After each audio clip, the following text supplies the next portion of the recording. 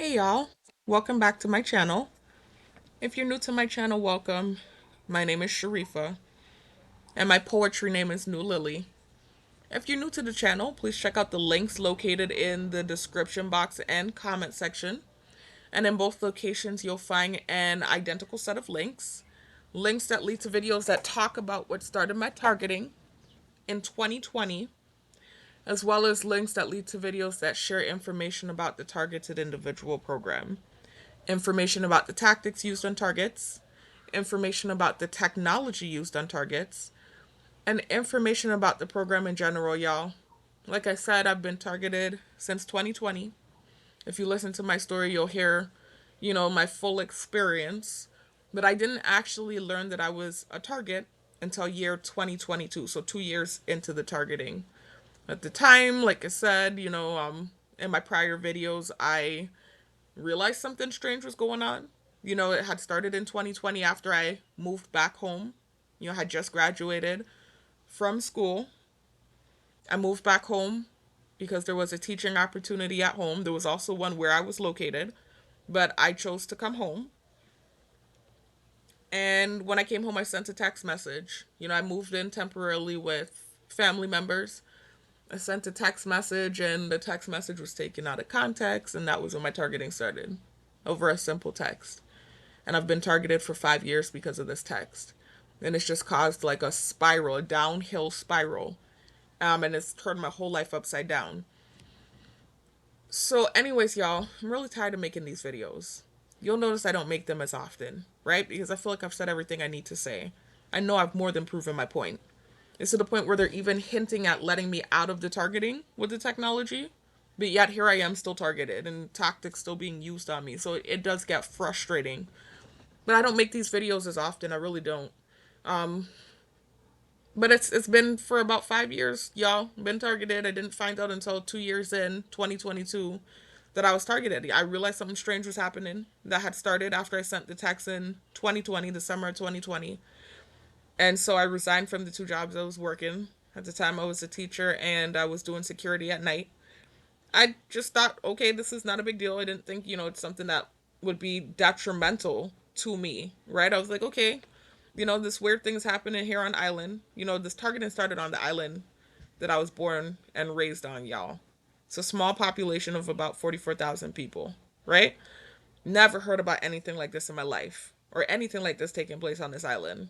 To my knowledge, I am the only person to have ever been targeted on this island, which I keep saying to me is ludicrous because so many things have happened, just like anywhere else. Things happen.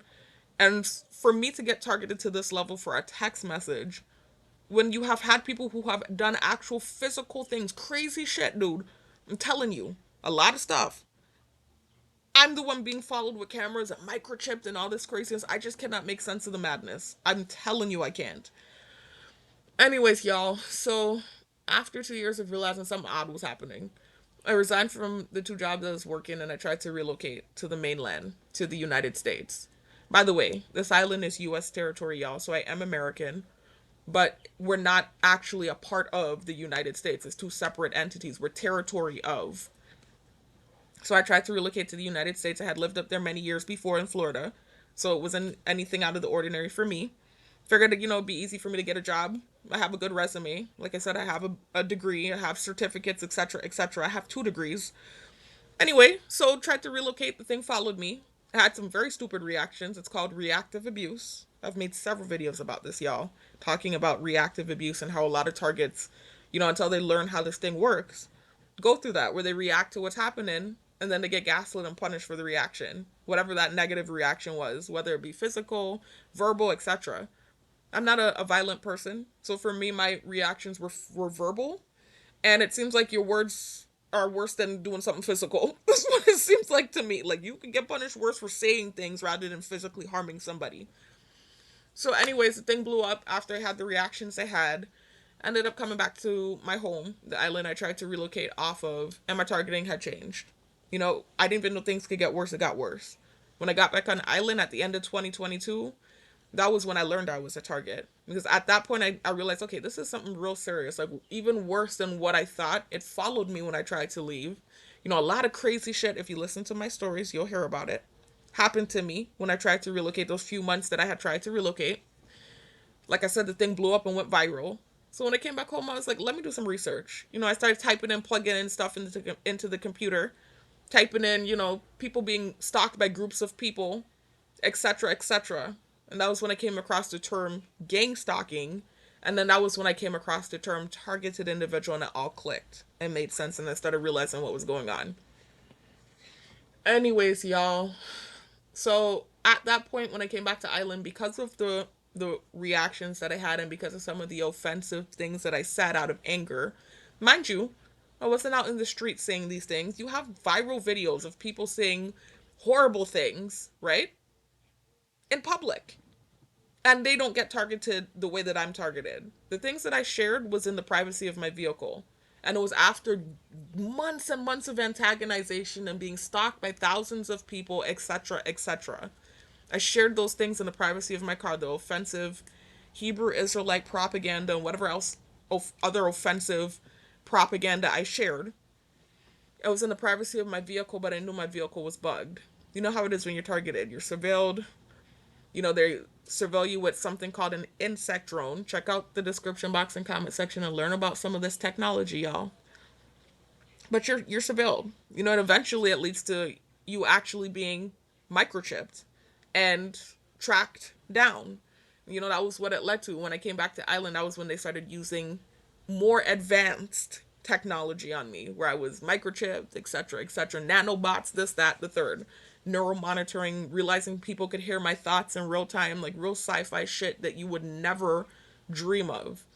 And y'all, the info is in, like I said, the description box and comment section. I don't put it there for GP. I put it there to help other targets because I can empathize and I know what it's like to be lost and confused and think you're going crazy and not have the validation and you're being gaslit and lied to or whatever's going on, right?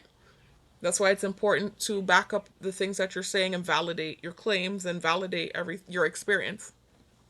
That's why I did the research that I did to help other targets validate their experience. Because I remember for so long I was confused and thinking I was going crazy until I started doing research and learning about this program and realizing it's actually an actual program called COINTELPRO, and there are actually patents for the technology. Robert Duncan, one of the progenitors of the technology, talks about this technology and the program. There's a video about him in the description box and comment section as well. Y'all want to check that out. It's called Harvard DARPA Scientist Unveils Mind Reading Technology. I have so many videos where they have actually talked about this technology, y'all. Videos with patents. This is the validation. Patents for the technology. There are US government patents for this technology, so you're not crazy.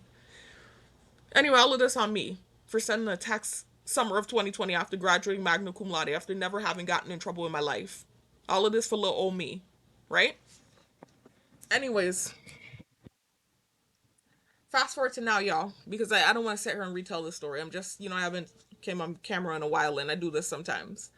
In the beginning of all of my videos, if it's not a poem, I always do an intro. A very brief one, just telling y'all a little, about myself, introducing myself, and then kind of directing you to pertinent links that I locate in the description box and comment section. Identical sets of links, so you can click on either section and access the info.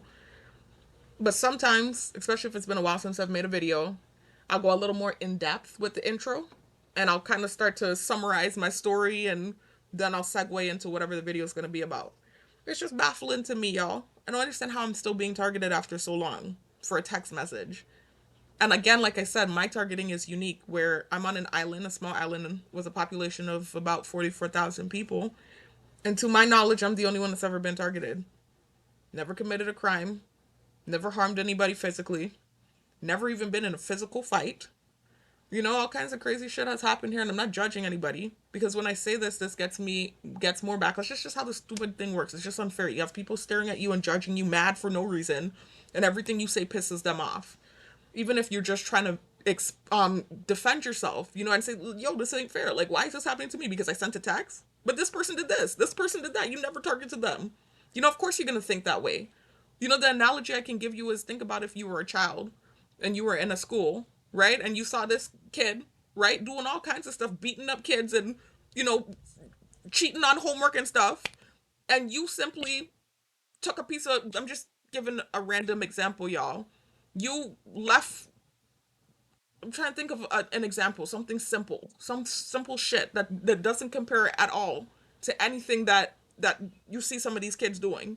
And you get in so much trouble with the principal and with this person, your parent gets caught in this and that. You're like, but I did, I just simply did this, and just Billy does this and Joe does, I'm getting in trouble. Like, it's that type of way, like that. I can't even think of a good analogy right now. What I can think of is like a kid that gets physical, like several kids. You run to school where there's several bullies in the school. And you see them beating up a bunch of people, right? And just doing the most and getting away with it. And you simply get in an argument with a classmate and you call him a name, and you get in so much trouble. You get expelled and this and that and all this type of crazy stuff like that. That's the analogy I can think of. I'm just like, it's so unfair. So of course you're gonna be like, but so and so did this. You're not trying to throw the person under the bus, but you're just like, hey, this is unfair. What the hell? And then Billy hears that you said that, and now Billy wants to beat you up. That's how the shit works. It's just unfair. Anyway, so it's just crazy to me. None of it makes sense to me. It's bonkers. I still say it to this day. But I'm not trying to stay on this intro for too long, y'all. It's just because the targeting has led to all these different annoying situations for me, even in the place where I work out, because that's what this video is about. The targeting has led to situations in every part of my life. Workspace, where it's like hard to hold down a job. A lot of targets talk about this. And then your work performance gets talked about as if you're some sort of shitty worker when you've never had a past of being a shitty worker. You actually have a good resume. You've held down jobs for 2 years and change, etc. Like I told y'all, before I came to this island, before I came back home, I graduated with a 3.5 GPA, and I feel the need to say this because I almost feel like I got gaslit yesterday. I don't want to go into too many details. I don't want problems in the house, right? I graduated with a 3.5 GPA. I worked my ass off in school, right? I was teaching. I was a substitute teacher for 2 years for Broward County Public Schools. And while I was doing that, I was also working security and I was doing something else. I was doing several things at once, and I held those jobs down for 2 years straight. No issues, to the point where I was actually able to get my sister, my younger sister, a job with the security company I was working for. So I had, like I said, a good repertoire with my prior employers. They actually were going to hire me on with Broward County Public Schools. They're roughing back because they don't like me to speak the truth. They like the lie to float. They like to gaslight, you know how the targeting works. And they don't like it when you can validate the life that you've had. They want to paint these false narratives and make you believe the false narrative and let that sit and let that be what the reality is when it's not. I've said this in prior videos, right? Your reality is all perception. I mean, of course, you have true reality, what has taken place, but then you also have perception. And perception paints reality, even if it's a false perception. So even if you've lived a certain life, if you're targeted now and everyone around you starts painting this false narrative and perpetuating it as true, that becomes your reality, whether it's true or not. And so it's really a deep thing with the targeting, where they can use multiple people to paint a false narrative and to perpetuate false things, and that becomes your reality, whether it's true or not. It's so frustrating. So, anyways, like I said, I was at Broward County Public Schools for 2 years, and it was to the point where they actually gave me an interview to become a teacher with Broward County Public Schools after I graduated with my degree, and I actually got the job right away. As soon as I had the interview, I got the job. The only reason I didn't take the job, and I've talked about this in prior videos, is because I didn't like the terms and conditions. I hadn't gotten my certification yet. I had just graduated from school, fresh out of college, and you have to have a teaching certificate in order to become an actual licensed teacher in the States. I don't know how every state works, but in Florida, where I was located, that's the rule. And so the lady liked me so much in the interview that she didn't even realize that I wasn't certified. She didn't even bother to ask me. And so those questions came up later after she already offered me the position. She called me back 30 minutes after the interview. This was around COVID time, y'all. So it was a phone interview. My mom was in the car when the interview happened. 30 minutes later, while we're in the burger store, she called me back and told me she really loved me and she was going to give me the position. She offered me the position. And so it wasn't until we started exchanging emails and I was getting the paperwork to sign on with them that she started realizing that, I offered someone that's not certified a job, which isn't that big of a deal, but, it's just complicated. Here on the island where I was born and raised, one thing I'll say that's good about here is they have this program where teachers that just graduated from school can still teach. You can teach fresh out of college. They give you something called a provisional certification, which to me makes sense. You have to start somewhere. You don't want to have to go through all this schooling and then have to do more before. I guess it would be equivalent to being a lawyer. You go through law school and then you have to pass the bar, etc., before you can actually become a lawyer. So I guess it's equivalent. Getting the certification would be like taking the bar, but it's like you have to take courses and stuff. So it would take more time to become a teacher if you actually were to wait to get certified. So I like the fact that they do it like this here in the island I'm from. That's one thing I'll say is good for real. Where they give you a provisional certification and you can teach fresh out of school with this provisional certification. But the provision is that you have to get those credits or those classes completed so that you are actually licensed by a certain amount of time. And they give you a lot of time too. They give you 5 years to do it. I'll now, y'all, I told you I was teaching here on this island for from 2020 to 2022. My provisional certification expires this year, October of this year. So even now, if I wanted to try to go take classes real quick and try to, you know, actually take the courses so that the provision is met, I could if I wanted to. But with the circumstances and my targeting and the way things have turned, it's like I just made a whole career switch. It was just so unfair what happened to me. But I feel like the Most High does everything for a reason, because deep down I always wanted to be a psychologist anyway. But anyway, I don't want to go off on a tangent. Nonetheless, in the States, they don't, I don't want to say in the States and make a blanketed statement. In Florida, the location that I was at in South Florida, you have to get certified in order to become a licensed teacher. They don't have a provisional certification. And so after the lady gave me the job and she realized I wasn't certified, she basically told me that she would still hire me on. I'm sorry, I heard noise in the background. Yeah, I don't know if the video picked up. Somebody opened the door, so that's why I paused. Anyway, she told me that I could still have the job and I could still teach as an English teacher, but she would hire me on as a what is it called? My brain went blank, y'all. This is crazy. It's early in the morning. Y'all know right now at this point in my life I'm doing security at night and working towards becoming a psychologist. I just got enrolled back in school, y'all. So I just need to set my classes up. And that's been kind of a process too. There's were some delays, and so I'll next week I'm gonna work on that.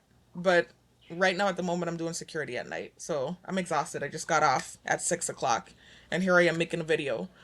But it's throwing me off. It was a type of substitute. I've said it in my prior videos, but that door opening like threw me off. Y'all know I have ADD and I'm exhausted. My brain just went blank. Like I can't. The name isn't popping into my head. Oh my god. To become a. Oh my god, what is it? It's a specific type of substitute where it's like more of a permanent position. Like as a substitute, you're a substitute, right?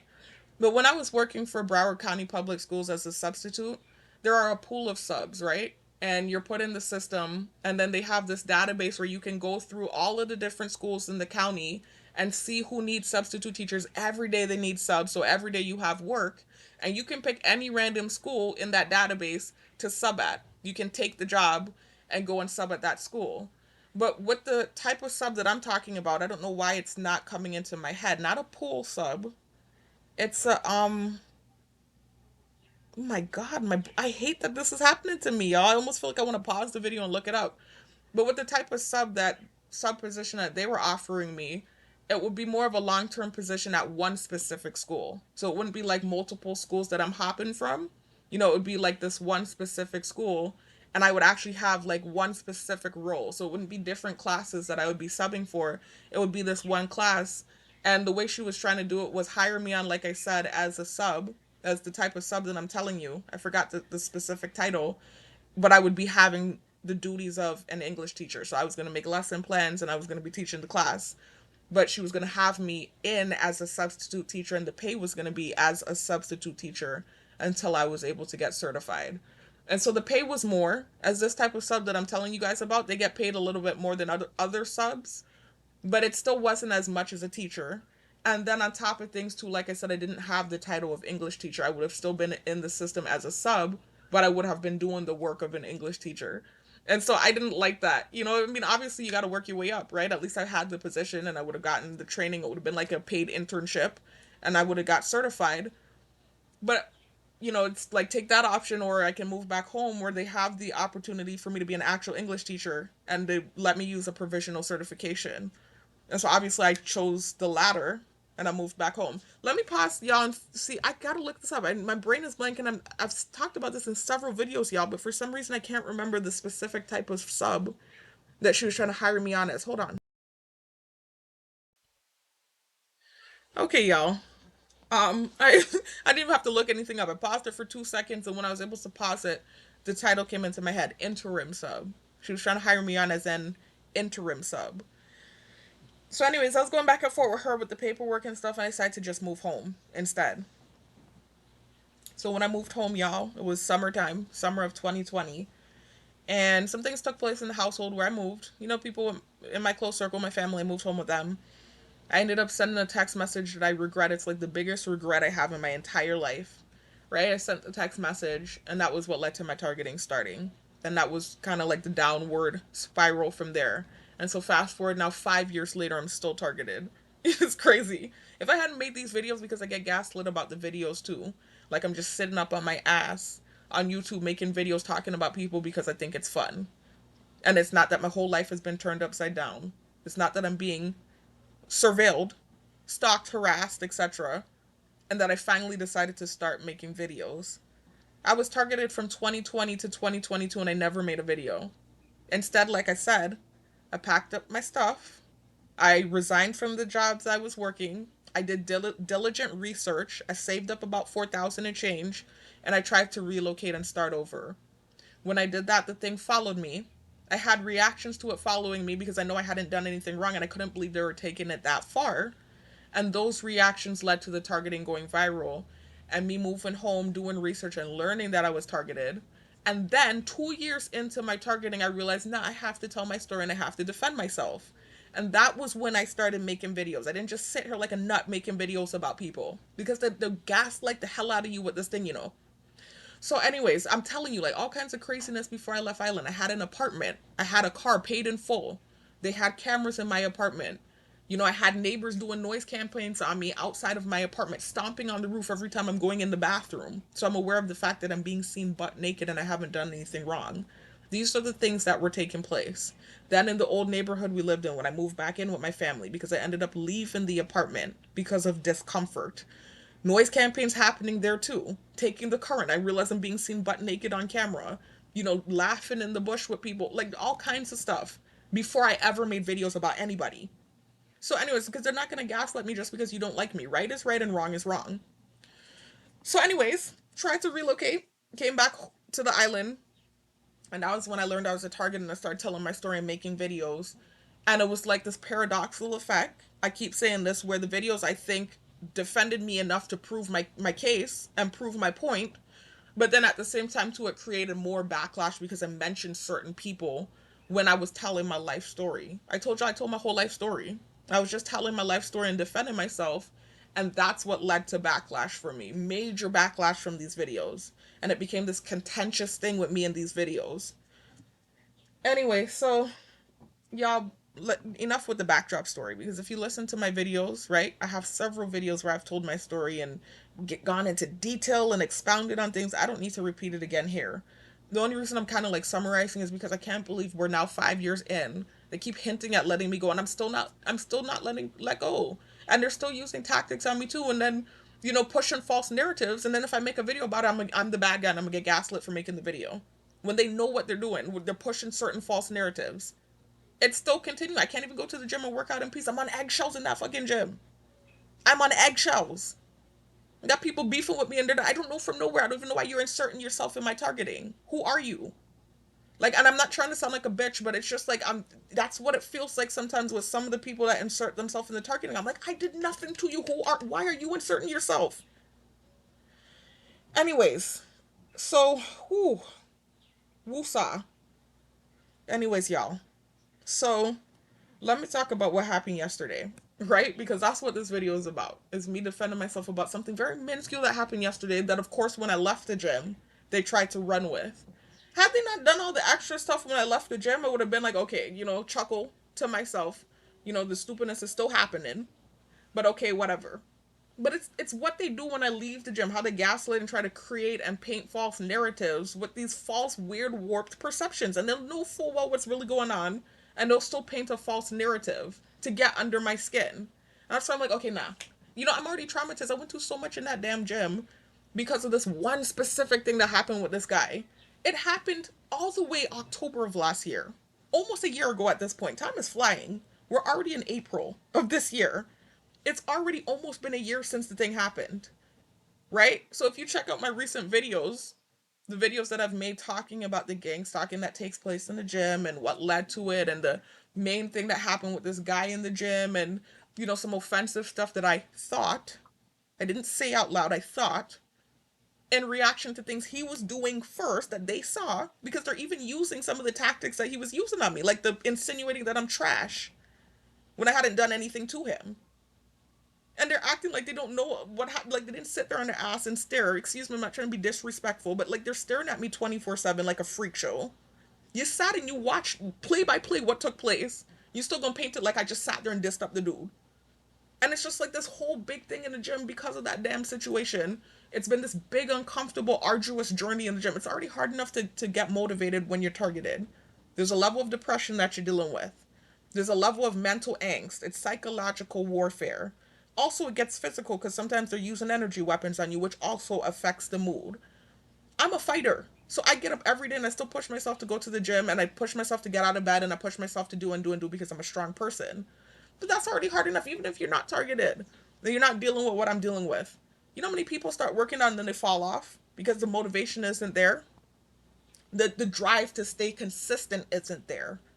I'm staying consistent with all the shit I'm dealing with. I'm still pushing myself to go to the gym and bust my body up. And then now I gotta deal with the mental angst of stupid shit happening in the gym that I don't really care to deal with. That's not why I got the membership. I got the membership because I wanted to work out. I know they saw how dedicated I was. I was working out here in my house for 3 months straight before I went and got the membership. I started creating little barbells and little weights and stuff. I've always been into athletics because that was something else they tried to paint a false narrative about too. Because I was working out, painting it like I'm being thirsty because I'm working out. This is what they do. Because I'm working out, I'm thirsty. Everything I do is a problem. I'm doing my poetry, it's a problem. Oh, I'm doing magic. Everything I do is a problem. I remember when I was trying to become a developer and I was teaching myself how to code. When I had first gotten back to Ireland in 2022, it was like the beginning of 2023. The portfolio is still here on this channel. If y'all scroll down, you'll see if you want to check it out. I actually taught myself some coding languages, and it's not easy to code. It's like one of the most difficult career fields that you can take is getting into tech. That's why it's such a high paying career field. You can make buku money getting into tech. You don't even have to have a degree. If you have the wherewithal and you can teach yourself how to code, and you have the persistence, and you can really sit there and discipline and learn how to code and stuff, and you get into that career field, you can become rich in the tech field, work from home, all kinds of stuff. And at the time when I got back on the island at the end of 2022, I was like, okay, it's gonna be hard for me to get a job, despite what my resume looks like. I know the things I said, it's viral now. It's gonna be hard for me to get a job, like, with what's going on. Let me see what I can do. And I'm looking, this is just the mind I have. I'm looking up stuff and what I can do to remedy the situation. I saw the tech field. I was like, oh, I forgot about the tech field. I like computers. Let me teach myself how to code. I can work from home. I can be my own boss, this and that, whatever. Of course, a bunch of sabotage was happening. I created a portfolio. I taught myself several different coding languages. I taught myself HTML, CSS. I started learning JavaScript. I was looking at Python. I was looking at several different coding languages. I was trying to be a front end and a back end developer. Like, you have different types of developers out there, right? And all of it makes money. Whatever you do, you're gonna make money. If you're working the back end, you're dealing with the programming of stuff, right? If you're working the front end, you're dealing with more so the presentation. It still has to do with programming, but the functionality of the website, right? You're creating websites, you're creating apps, etc. when you're in tech. I was trying to become a whole full stack developer. I was trying to do front end and back end. I was trying to learn every coding language so that I could be like the top of the field. And because I knew with the things I said, I knew it would be hard for me to be wanted and to get a good position despite my actual credentials or despite my actual knowledge or skills. So I was like, I have to be the best of the best. With what I got going on, I got to be the best of the best for me to get anything. So I was really trying to, kept taking the current. This was when I was living in the old neighborhood. They were taking the current every minute, noise campaigns outside, all kinds of crazy stuff, sabotage, man. And I still was teaching myself, and eventually they really succeeded in deterring me. I eventually let the shit go. After I had taught myself CSS, HTML, and I started learning JavaScript, and I actually programmed some stuff. And I actually started creating some stuff. I did some projects. I put together a portfolio. Because to become a developer, you have to have a portfolio. Your portfolio is equivalent to your resume when you're a developer. So you have to have a portfolio with certain things that you've designed. Like you might have created an app, right? You might have programmed an app, or you might have created a web page. You put together a portfolio and you put your projects together, and that's what sells you so you can get a job when you become a developer or a programmer. Man, I started putting together a portfolio. I have a portfolio. Anyway, they really deterred me. They really did. And then it's like I get gassed at all. Hey, it's your inefficiencies. It's you. You know, like it's not like all this sabotage hasn't happened. I haven't been harassed and stalked and all these things, and that like that wouldn't affect work performance. Something as simple as, because this is what was thrown at me. Let me be careful what I'm saying, right? I'm not get myself in problems. Anyways, y'all, it's hard to hold on a job. It doesn't even matter what the job is. It's hard to hold it down when you're targeted and your thoughts are being projected and you're microchipped and everyone on the island is staring at you and you're working with people and some people don't care for you as a person and don't want to train you and you know you're acting like your mouth stinks and all this type of stuff like that. It's difficult. Eventually, you kind of go off, especially if you have the personality I have, into a shell and you might just start to sit in a corner and try to just stay out the way. Anyway, so I just couldn't believe some of what was said to me yesterday. I'm sorry, I'm not meaning to, I'm not, this is not even what this video is about. This is what I'm saying. I don't want to be all over the place. This is what happens when I make these videos. Because I've been through so much for the last 5 years. It's been so unfair. And it gets me so mad when I get gaslit.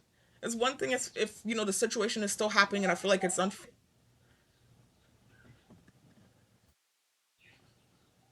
What happened? Somebody just yelled something? Anyways, y'all, let me get back to the point because I'm going off on a tangent. I don't want to get in trouble. That's actually not what this video is about.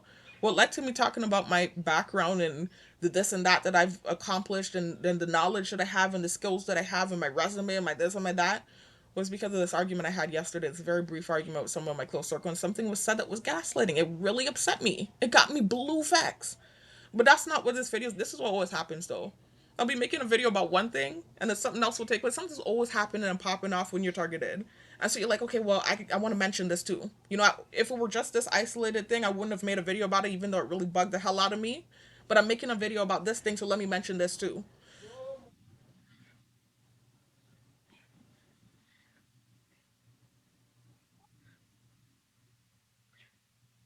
Y'all, somebody walking outside now yelling something about no more pressure, wearing red and white. This is crazy. This, you know, what this target is. It's wild. They're doing stuff to get under your skin intentionally, and then when you have a wrathful or an angry response, then they rejoice about it. That's to tell you, they know it's gaslighting. They know they're getting under my skin, and so when I finally react and I do a video or something like that, especially if I can validate the things I'm saying, they know they can't refute what I'm saying, so it's like, okay, little teaser, she's having a reaction, haha. No, it's a calm reaction. I'm just refuting the nonsense and defending myself as usual. So, anyways, you're not gonna make me forget who I am and the life I've lived. This is what they do. The gaslit, you know, trying to, you know, make it feel like me, make me feel like this unwanted, stink, nasty thing. Like I don't know the life I had before my targeting. I don't know how many men I dated before my targeting. I don't know the dating life I had before my targeting.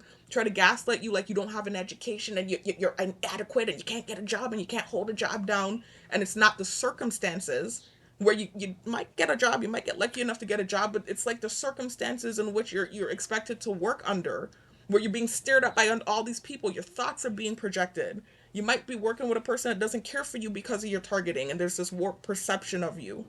Targets talk about this all the time, how hard it is to hold a job down, and then how you get gaslit about not being able to hold the job down. When prior to your targeting, you never had an issue holding a job down.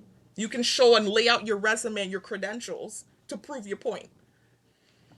It's just like you just want to go ham.com about it, but it's all tactics, is how the targeting works. So, anyways, I forgot what I was saying though. Um, because that definitely threw me off. Anyways, it's a reminder for me though. It's more so like a reminder for me to stay centered and grounded because again, poking the bear, pulling a chain, it's all gaslighting, it's all a part of the targeting, it's tactics. tactics that are being used. And then back to the main point though, y'all, because this video wasn't supposed to be about the other stuff. Like I said, that thing happened yesterday and I wanted to mention it, and it just kind of led into me going off on this like little tangent about my credentials and my this and my that, and what I've actually been through and the sabotage, etc. This is supposed to be about the gym now. What's going on in the gym? So if y'all have been keeping up with my recent videos over the last few months, you'll know that, ever since I thought whatever offensive things I thought about that guy in the gym, the main guy, call him the main guy. There's so many guys in there that things have happened with. The only reason I'm calling him the main guy and giving him that title is because what popped off between him and I is what led to things getting real bad in that gym for me, right? And he's the only guy in there that I made this proclamation about last year. And the thing about it is, I'm such an honest person. That's what's crazy. They like to call me a liar when they know full well I'm not a liar. I'm an honest person. I actually had an out last year from the situation, right?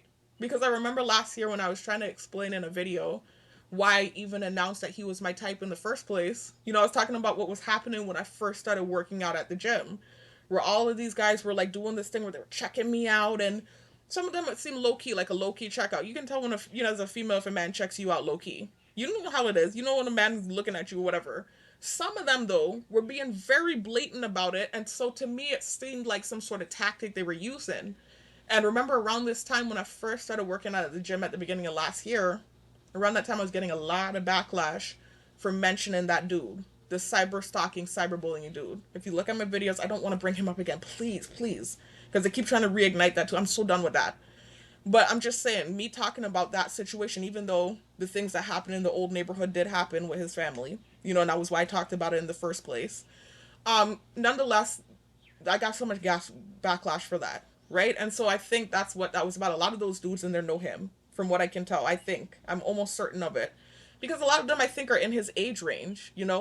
And then one of the guys for sure I know knows him. I remember him from back in the day from social media. I just have the memory of an elephant. I know for sure is his good friend. So I'm sure a lot of them in there, he's another dude that works out in that type of, community, and in that type of circle, right? So I think a lot of those dudes in there know him. I'm almost certain of it. And so I think that's what it was when I moved in there. When I went in there, I think they had this perception that I was like this uppity bitch that felt like every man wanted her, and like I was trying to like paint this narrative like he was running me down, and so I think that's what it was. It was like this antagonization, patronizing thing where they're purposely like doing this eye contact thing, like, oh yeah, I want you, doing this type of thing and giving eye contact on purpose. But I think when they heard my story and I articulated why I talked about this thing in the first place, I think they realized where I was coming from, despite not liking me necessarily as a person. I think they realized where I was coming from when I said what I said. And so I think that's why they weren't as nasty with me about it. Like, not like how it is now, where it's really gotten nasty in there. It wasn't like that at the beginning of the year. They were doing the stuff, right? Like the eye contact stuff, like it was low key a joke. But still, some of them are helping me use the machines and stuff. And they were showing me how to use the machines, and they were being pleasant. And it wasn't like a bullying thing like what's happening now. Hold on, y'all. The plane is flying by.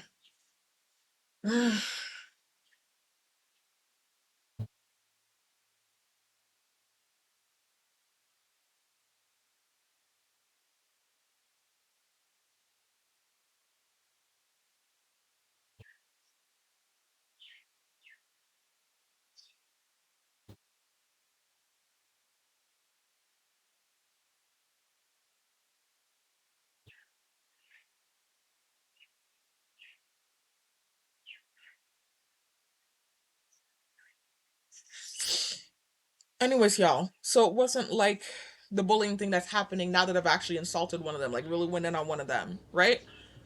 So, anyways, a lot of them dudes, even though, like I said, they were doing the eye contact thing and stuff, it was like a playful type of antagonization or patronization.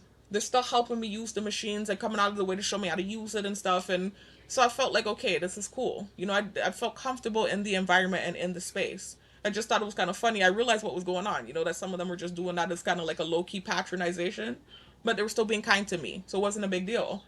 But like I said, some of them were not doing it. Some of them were just authentically helping me with the machines, and they weren't doing the extra stuff. And so this guy was one of those that was doing that. He was authentically, whenever I was using the machine and having an issue, he would come out his way to show me how to use the machine. And I realized now he's a personal trainer, an authentic personal trainer. And so I realized that's why he was doing that. I think that's just innate for him, or natural, second nature, to help out when he sees somebody new in the gym. So I'm like, I didn't take it anyway, like, oh, he's helping me, and okay, he likes me. No, there were so many of them, and they're helping me, even the ones that were clearly patronizing with the eye thing. But it was really just that he genuinely was my type physically. And it's still not something that I would have pronounced or made a proclamation of in a video. That's not my personality. And anybody that knows me knows that's not my personality. Most of my sisters will tell you, right? As much as we're not close anymore and things are weird, they call me a secret order. My grandma used to call me a secret order because it takes so much to get info out of me. I'll be dating dudes and they know nothing about it, know something going on, and they're trying to pick my mouth and figure out what's going on. And then when I'm ready, I tell them info. They used to even get on me about it because they're telling me all their business. And like, Reefy, we telling you everything and you don't tell us anything. When you're ready, you tell us stuff. They used to actually tell me that. I don't tell them until last minute sometimes about a guy. Like, I'll be dealing with a dude for a little minute and then eventually I'll bring it and tell them about the situation.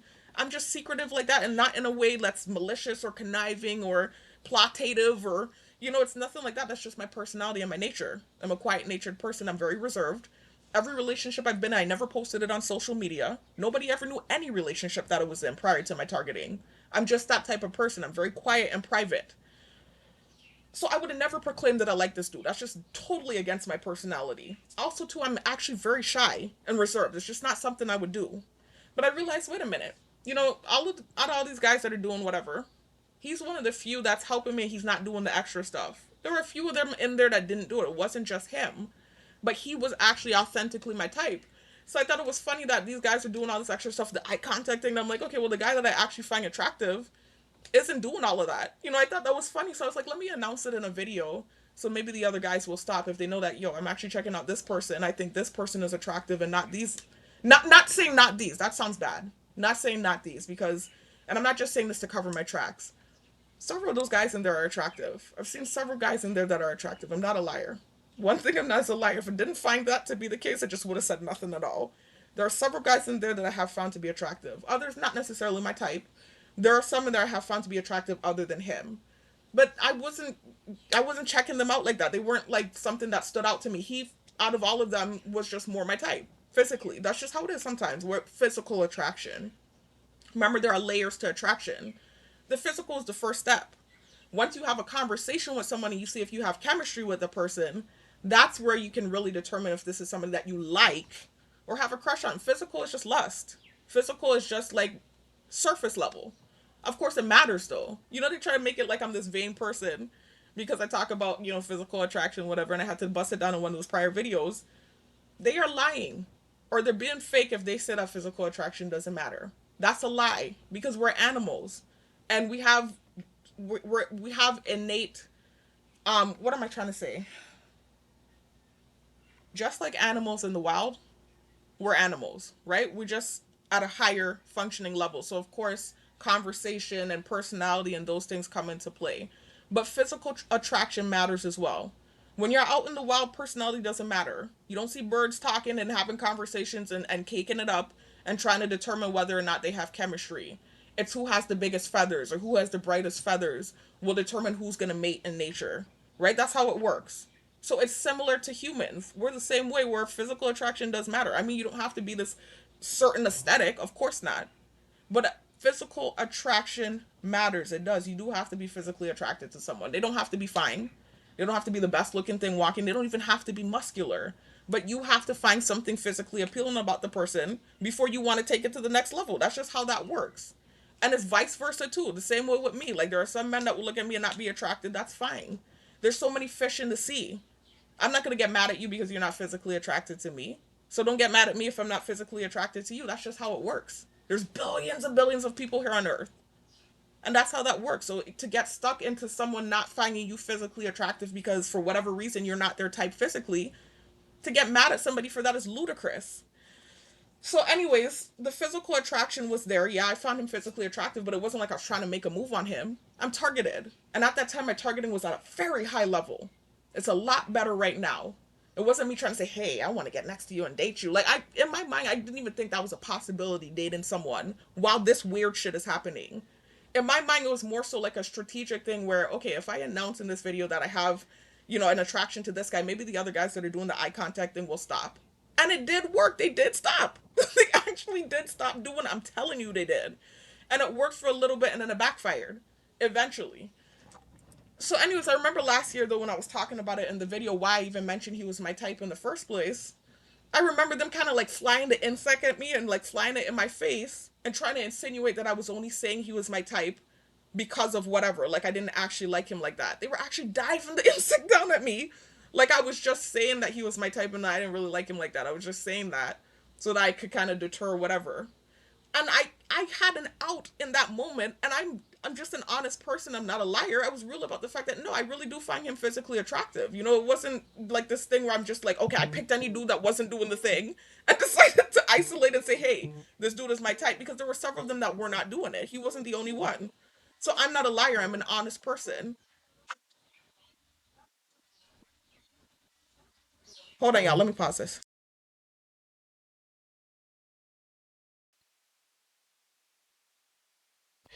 Anyways, y'all. Um, Sorry about that. I had someone in my close circle. Nah, I can say I was talking too loud. Y'all can see it's early. Well, I don't know if you can. You can't see. The screen is black, but it's early in the morning. So, anyways, back to what I was saying though. I had an out last year. They were literally diving the insect drone in my face, trying to insinuate that I didn't like the guy, and like I was just saying that is some sort of like tactic or subterfuge just to deter the other guys from giving me the eye thing, and like I was faking it or whatever. I'm not a liar. I'm a real person. You know, that would have been an opportunity for me to have acted like I didn't like him. I didn't like him. That's not the right word. You know, because like, you know, that's the other thing I realized they have a problem with differentiating in the targeting. They don't know the difference between love, lust, attraction, like, crush. Like, they've thrown all kinds of stuff at me, right? And even the word love, not specifically about this person. But I'm just like, I don't think they know the difference between these things, or they do know and they're just poking the bear and put, you know, trying to antagonize me. But I wonder if they even, you know, let me be very careful with my words. Not like, but that was but I did have an attraction there, and I wasn't gonna sit there and lie about it. I did find him attractive, but I would have never mentioned it or broadcasted it in a video. It was a tactic, but I did genuinely, authentically find him attractive. I wasn't lying about that. So, anyways, um, let me continue, y'all. So what ended up happening was, you know, he ended up approaching me. Y'all, hold on. Let me let this person walk by. Someone's on the porch. Hold on a second, y'all. Anyways, y'all, so months later, after me making the proclamation or whatever, I worked out around him. He was always in the gym when I was working out. One of the most consistent, I would say, faces that I saw in there.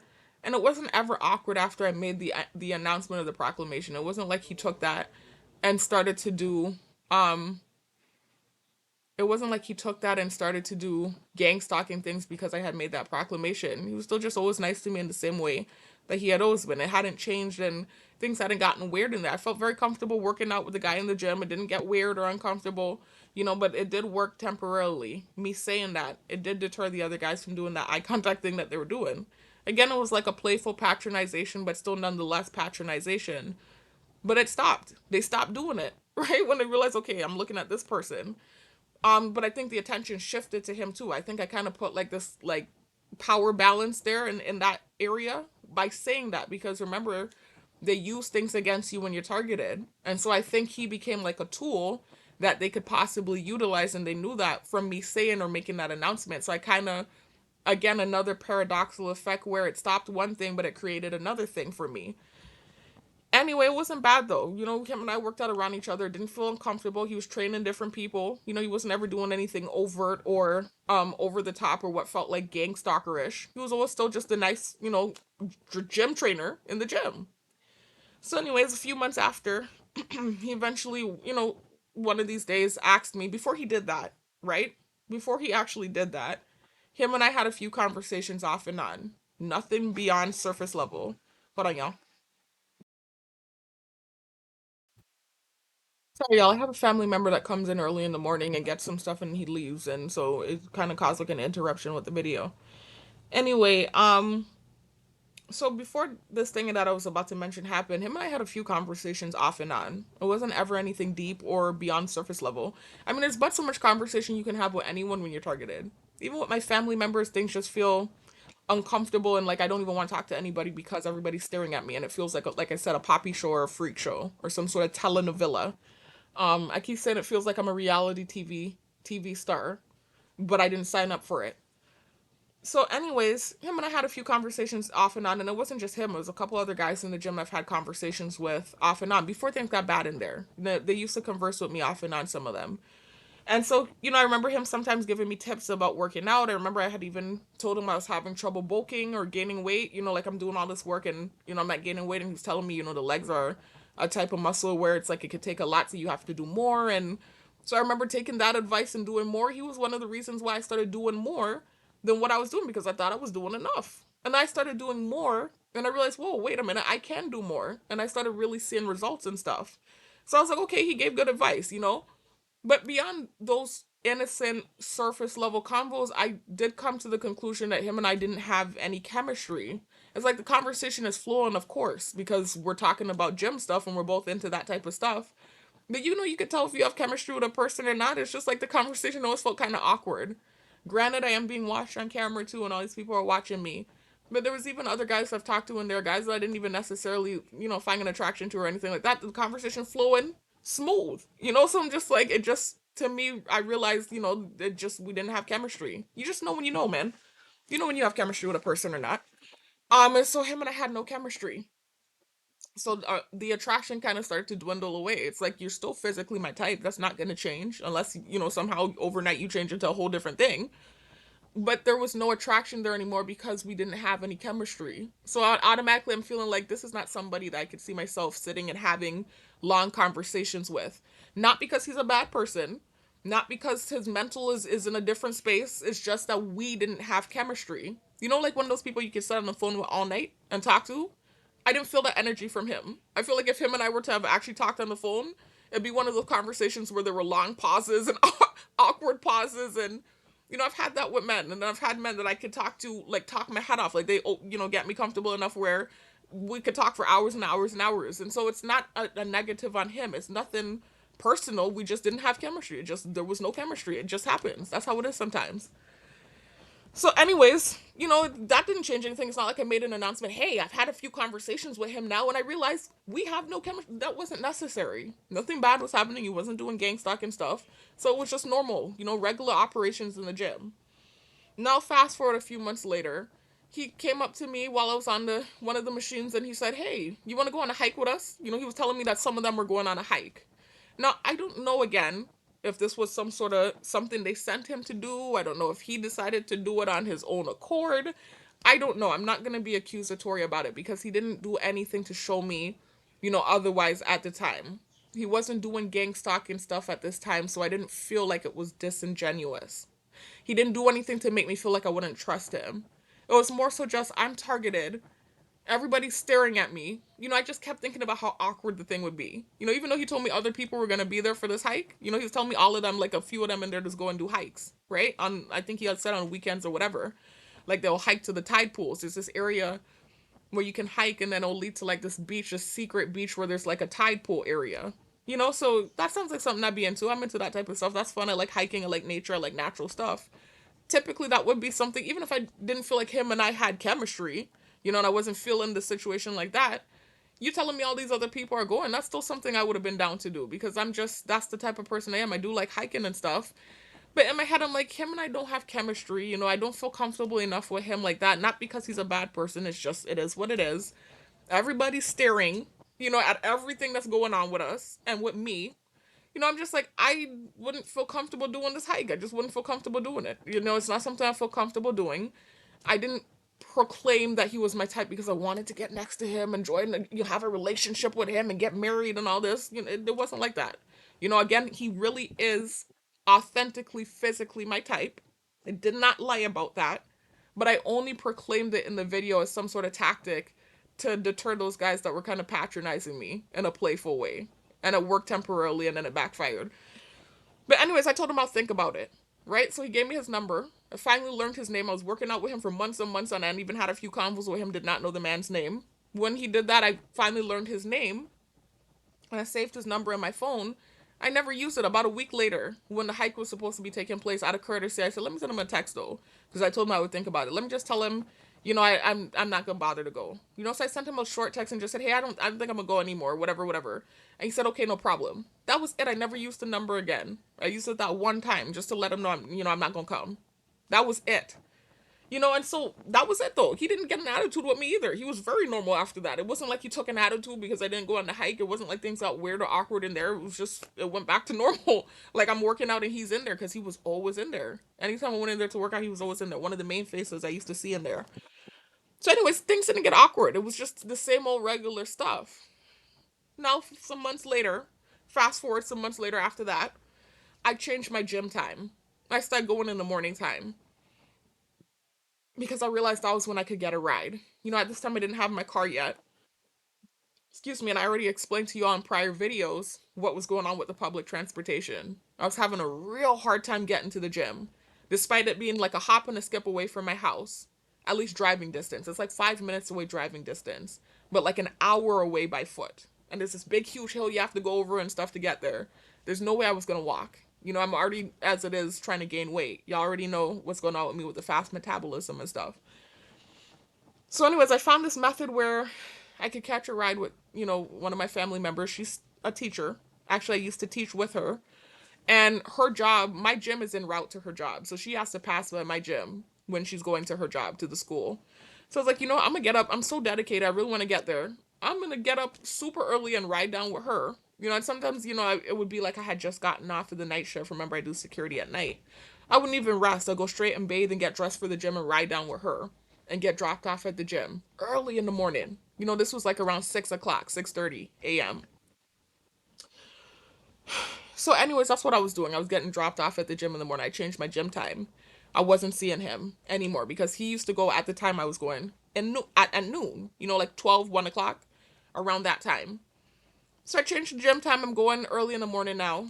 Wasn't seeing him. Wasn't seeing him. I actually wasn't seeing anybody that I knew. All the faces that I saw were foreign faces, and it was just, regular. They weren't doing gang stalking stuff. It was just regular people. I guess the early morning crowd that's trying to get a little workout in before work.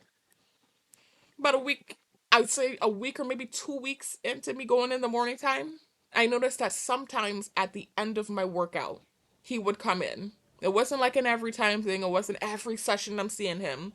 I noticed at the end of my workout, sometimes he would come in at the tail end of my workout. And he would come and he would wave at me and tell me, hey. And then he'd go about his business and start setting up in the gym or whatever he was doing. I wouldn't see him. I leave. That was it. Like a few times I see him at the end of my workout. And it still wasn't every time. Then, and I'm telling the story again, I don't feel like I want to have to tell the story again. I've told this story, I don't need to tell it. They saw what happened. I feel like I'm having to tell the story again because they're still painting a false narrative. I can't believe it. Hold on, y'all, let me pause this. Anyway, y'all, continuing. So fast forward a few minutes, fast forward to like a couple weeks, I would say, after I started working out in the morning. Like I said, I started seeing him at the end of some of my workouts. He'd wave at me, then he'd disappear. I notice now I play a video, and this is a video I made about something that was going on with the targeting. Another thing, another false narrative that they were painting. I'm not going to go into the details about it again. Something with my grandfather. I talked about it in one of my several of my prior videos when I was telling this same story about what led to what's going on in the gym right now. There are several videos. Check out my PTSD videos. The recent ones where you see the thumbnail of the blocks that say PTSD, the part 1 and the part 2. In one of those videos, I told the same story that I'm telling now. Nothing's going to change because this is what really happened and they all saw what happened. So, anyways, I played that video, something with my grandpa and like this false narrative that they were trying to paint, one of the many false narratives. And in the video, I believe the way that I worded things came across as offensive. Because remember, I shared offensive Hebrew Israelite propaganda in my car when I tried to relocate off island back in 2022, and I was en route to Indiana and ended up having to come back to the island, right? While I was up there, there was a short stint where I was staying in my car because the targeting and the gang stalking was so bad up there and it had gotten so bad, especially after I had this reaction on the Greyhound bus with this homeless man. That was the initial thing that led to my targeting going viral in Indiana. Y'all listen to my story, you'll hear the whole thing. I'm not going to rehash it. By the time I got down to Florida, before I got back to the island that I tried to relocate off of, I was staying in my car for a few months and I was being targeted and gang stalked like crazy. It was really bad. And so I started to just get angry and have like crazy reactions. And despite me not doing this in the public, there are people that share the info I was sharing in public. I was sharing it in the privacy of my car. It's just that my car was bugged. There are people that are every day sharing this info in public and aren't getting the kind of backlash I got. This is why I'm just saying, like, it's just crazy to me. There are people who have done what I've done and worse, way worse, and it's like no backlash there. So I'm just like, what is really the issue? But anyway, I shared it out of anger too, anyways, y'all. Like I said, it was a lot of the stuff was just out of anger. You can see right before I relocated off island, I made a Thanksgiving meal. So it's just thank God I had that post at least on Facebook. Anyway, so I shared a lot of offensive Hebrew Israelite propaganda, and I offended a lot of people, in particularly, actually, it's really a lot of races. It wasn't just to say, I don't know how to. What's the proper term? Should I say Caucasian? Should I say white people? Like, what sounds better? To me, it all sounds.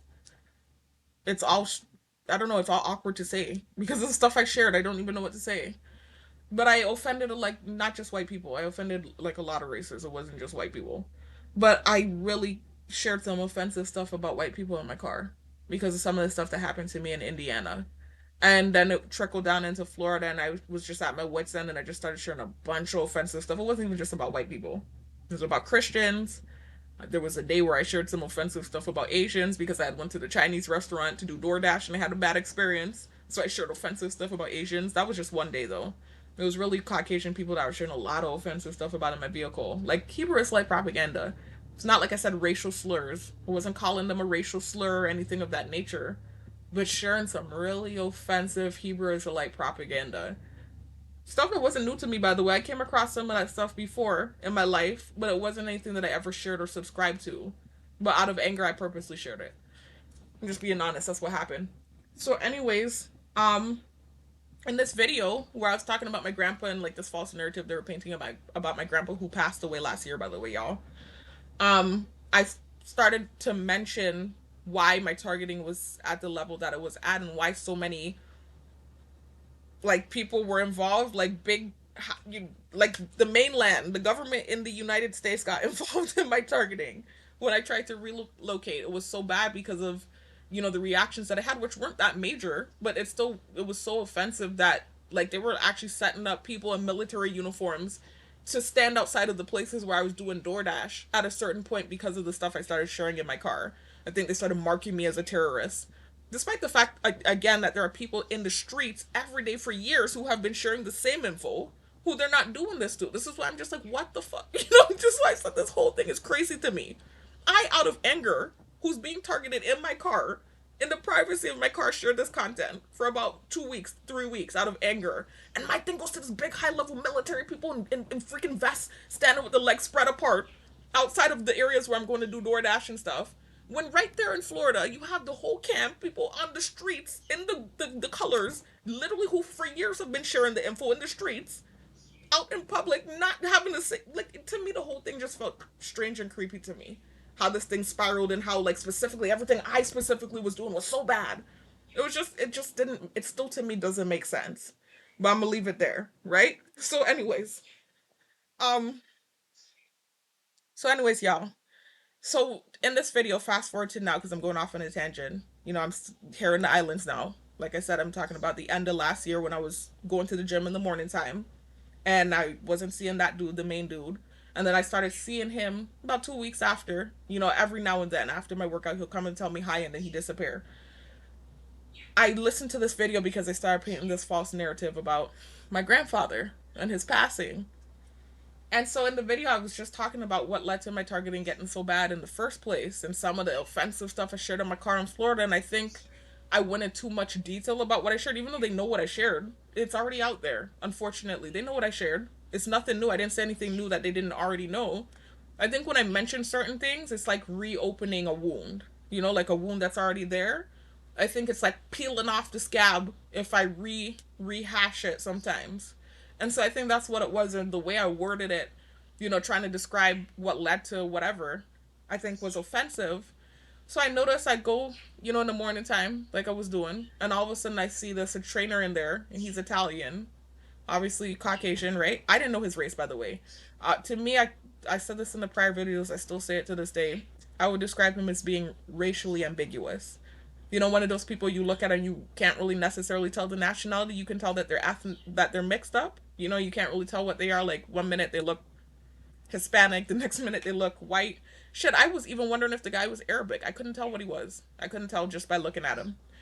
And in my opinion, there are several races to me that fall under that umbrella. Some people can be that nationality or that ethnicity, right? And you can tell. You can tell, like, okay, this person is, I can tell that their ethnicity is Caucasian and they're Italian.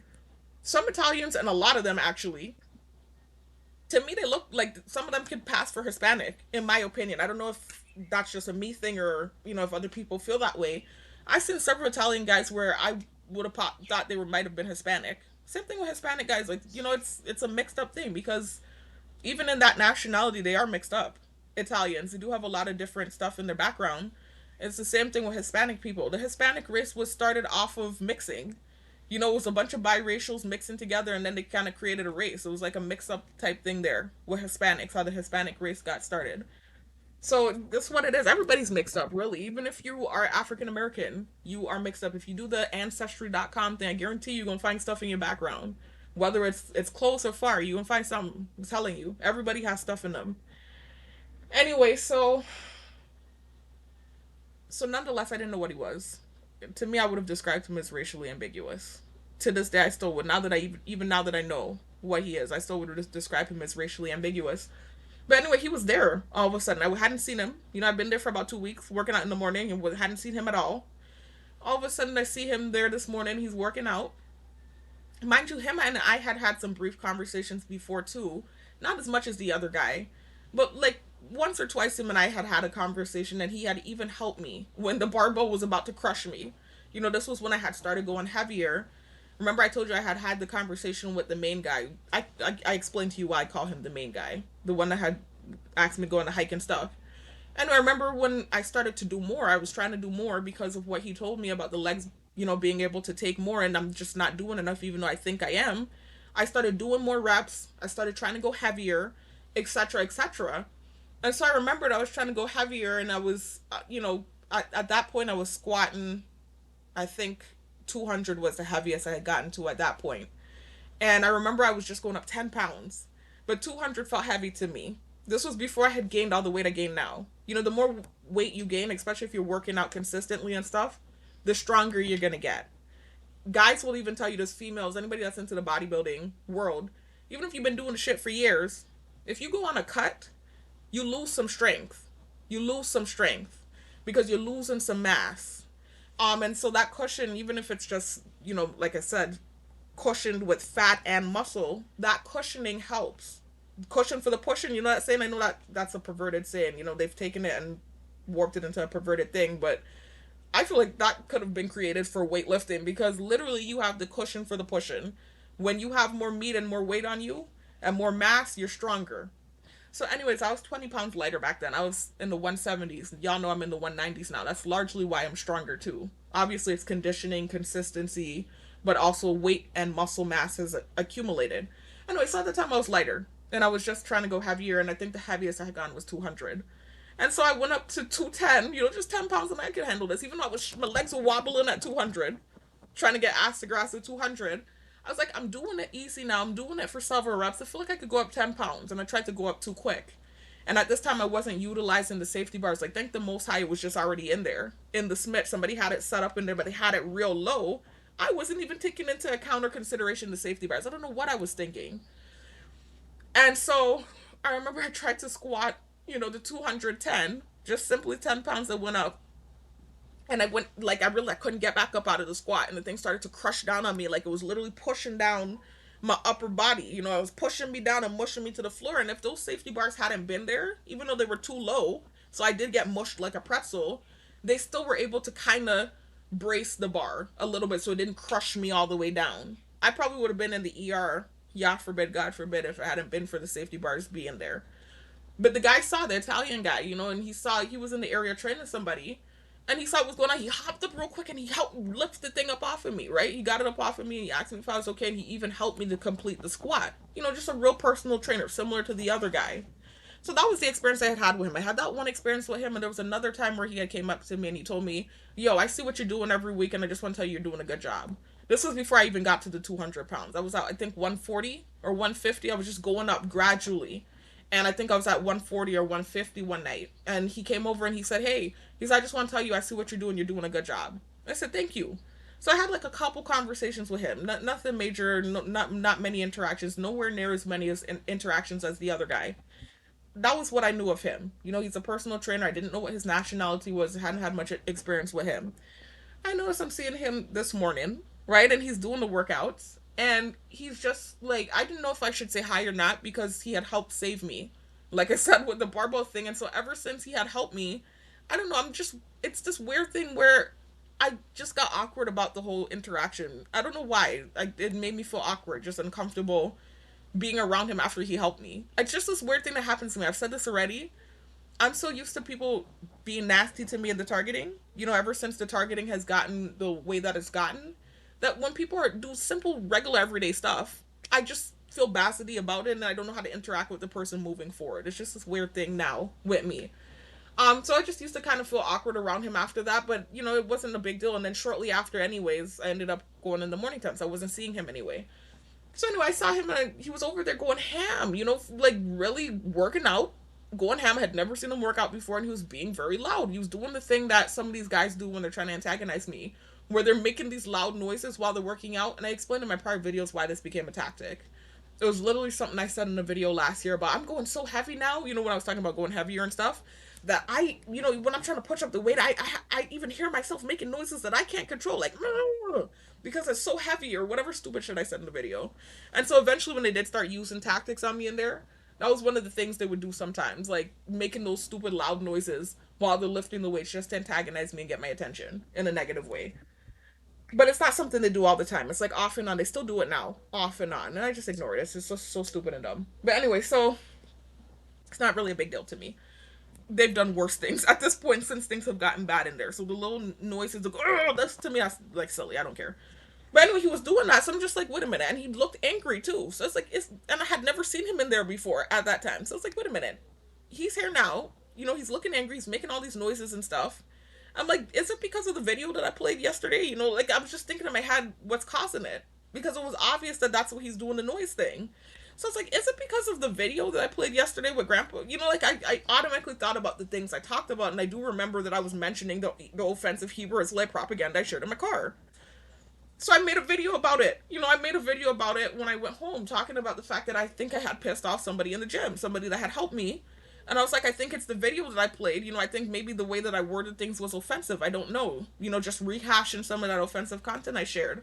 And I said, I don't know what the guy's nationality is. I said, to me, he looks racially ambiguous, but he could be white or mixed with white, and maybe he's offended. All of a sudden, the dude starts coming to the gym, not trying to be disrespectful and say the dude, but the guy starts coming with an Italian flag as a bandana on his head. So I was like, okay, so that is what it is. So he's obviously of the ethnicity that I offended. That's what's going on. So it made sense. It clicked for me. Anyway, after that, he just started coming. Like, I think they just started utilizing him as a gang stalker. They do that sometimes. So they'll insert, for instance, I have to be careful with what I say, because I could offend people. Like, they tried to perpetuate this thing that I talk about people's weight when I don't. I was talking about someone's stomach in reaction to that person antagonizing me in the grocery store.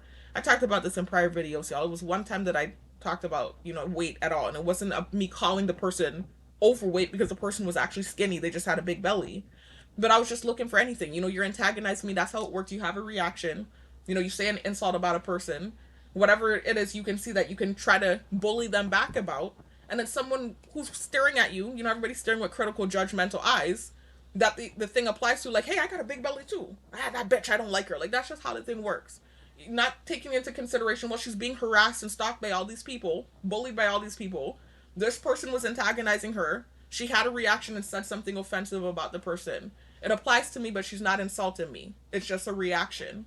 It's more so like, oh, this bitch, now she's body shaming. Now she's talking about people's belly. Like, this is just, it's a diabolical program. I keep saying it. So anyways, ever since then, they kind of try to paint it like I body shame and like I call people fat when I never said that. I never did that. But that became the thing that they started perpetuating, like I call people fat, which is not the case. So that's what I'm saying. Like, things, offensive things that I've said in the targeting, even if it's a fake narrative, like the fat thing, because I never called anyone fat, they'll purposely try to utilize that aesthetic in my targeting, if that makes sense. Like, for instance, they'll use somebody that has some meat on them, that's stockier, more heavier set. They'll purposely utilize that person around me as kind of like a reminder, you said this. Or, for instance, me saying that I'm not attracted to guys that are shorter than me. I didn't insult height. I didn't say anything negative about that. But me saying that was even something that I got backlash for. They'll utilize that aesthetic around me, a guy that's shorter. Like that type of way, like that. So because I've said offensive things about Caucasian people or shared offensive Hebrew Israelite propaganda out of anger, reactive abuse, they'll sometimes utilize that aesthetic, that race, in my targeting. So I believe that's what they were using the Italian guy as. Because I had, did that video with my grandpa and whatever. I don't know if he came on his own accord. I don't know if he just was watching like everyone else and saw the video and was like, okay, no, a bitch, and decided to show up. Look at them revving up with their craziness. And decided to show up. Or if they told him to do it, they're beeping like he did it on his own accord. He might have. Who really knows? Honestly, I don't know. I don't know if he's hired on. I mean, I could tell the guy's really a personal trainer, similar to the main guy. There are some guys in there, like, you could tell they work out, but, I don't know if they necessarily are truly personal trainers or if there's just something like they're winging. And then some of them I can tell you are really a personal trainer. Like, those two, I could tell they're really personal trainers. Keeping it real, like, I could tell they really do that, right? So I can tell he's authentically a personal trainer, but I don't know that he would have been, a part of my targeting or inserted in my time slot had it not been for them asking him to do it because of his aesthetic, or if he's just choosing to do it because he's watching and seeing what's going on and he's like, okay, well, let me insert myself. I'm not sure. So they're revving up, but I don't know, really and truly. I'm on the outs. I'm on the outside. I don't know. But anyway, so he starts coming every morning. Now after I done explaining the video, why I said what I said, and it wasn't, I wasn't trying to offend anybody. It was really me trying to talk about this one thing here, this false narrative about my grandpa, and I was just rehashing some of the stuff, whatever. It still led to him now coming every morning now. It just turned to this thing where every morning I'm seeing him. And then as soon as I start seeing him every morning during my session, all of a sudden I'm seeing the other guy too. Same time. He was just coming in at the end of my session sometimes and telling me hi and then disappearing. All of a sudden I'm seeing him and the Italian guy same time in the morning during my session. It just became this thing where like they were there. Just similar to how I used to see them at other times during the gym. I'm seeing them now like as like this permanent part of my morning routine. They were there for the whole thing. Like I'm coming in and they're beating me to the gym now. I'm getting to the gym and they're there the whole session. I'm leaving them in the gym. That's what it turned into. So anyways, eventually I learned his name. Somebody called his name. It's the Italian guy, that is, right? Because I didn't know his name either. Again, another dude I was around for a whole year and change. Didn't know his name and didn't learn it until somebody said the name. So anyways, I learned his name. And once I learned his name, it just started taking in my head. I explained to you guys that this happens to me all the time. It's happened with so many people. You can't even really make it this specific thing because it happens with one person, because it has happened with even family members. It's a level of angst and anxiety because I know you can hear my thoughts, right? And so it's just like the psychological thing where your name will start popping in my head if I know your name, especially if there's some sort of contention there or some sort of awkwardness there or something that makes me feel uncomfortable. So it's like, I know he's likely started coming during my session as a gang stalker, even though he is truly a personal trainer. I don't know for sure. I don't want to bear false witness. But this is kind of what I gathered, right? I'm suspecting, I'm not accusing. So, and I know I offended you. I then made the video talking about the fact that he was racially ambiguous, and I'm not sure if the last video offended him. And then he starts coming with the Italian flag on his head. I'm like, okay, obviously that's what's going on here, likely. And so that level of angst is there and that level of anxiety. So now I learned his name, of course it starts popping in my head. It reminds me of this guy I was working security with, who I also had some sort of like, I don't want to say contentious relationship, because me and this Italian guy, it's not like we had beef or some sort of contentious relationship. But when I say contentious, I just mean like there's some underlying tension there, right? Contentious. So anyway, there was this guy who was doing security where it was really like a contentious relationship. He used to be doing a lot of gang stalking stuff, and he seemed like he had an issue with me. And then he started being nice to me. Slowly but surely, he started being nicer to me. And, I don't really know what it was with him. I'm not going to go into the details about that. But I remember even with him, his name used to pop in my head like crazy whenever I would go to work and it was a night where him and I was working together. So it's just something that happens to me. It's happened so many times before. Anyway, so the Italian guy's name starts ticking in my head like crazy. Like every time I'm going in there, his name ticking. And the more I'm anxious about it, the more embarrassing it becomes for me, the more it's happening. And that's usually how it works. Like the more embarrassed I become about something, the more it will happen. It's like a psychological thing. So I notice as this starts happening, the other guy starts doing like these, and I'm not making it up. They saw this happen. This is not something I'm sitting here. Why would I do this when there are cameras on me? They even started using one of the tactics that he was using on me, insinuating that I was trash. When I left the gym, they started doing it too. It's not something I'm making up. This really happened. So, anyways, so the other guy starts doing like these weird gang stalking tactics. Like he started getting real gnarly with the gang stalking. Like one of the things he started doing was bringing like these young looking females. Like they look like they were on the threshold of teen versus early 20s. That threshold of young adulthoodism. This is the type of females he was bringing in. And bringing them in and purposely like traipsing them around the area where I'm working out. Like before, when he used to work out around me, he trained females around me all the time. He wasn't doing weird stuff. It was weird as in like literally he took one of the girls, right? I'm on the Smith machine. It's not like he just blocked the mirror and went in front of the mirror. He came directly in front of the Smith machine. It was just so strange. Directly in front of the Smith machine with the girl instead of making her do RDLs. And remember, there's a narrative about bending over. If you check out my prior videos, you'll hear about how that started, right? It's tied to the false narrative, trauma, PTSD, and a reaction I had when I was still in Florida when I tried to relocate off the island. So that's something they use on me off and on. They don't use it as much anymore, but they used to use it a lot on me to get under my skin. And they know it gets me mad too. That's like one of the worst things you can do to me in the targeting. They know that's one of the things that gets me real angry. And he started doing that, like stuff like that. Like had the girl bending over. I kid you not, her behind was like a few feet away from my face. They were right in front of the Smith machine. It's not even like they just went, forward, so you're in front of the Smith, but you're still a good ways away. He was directly in front of the Smith. I was like, what? It was like such a weird area to set up to do RDLs.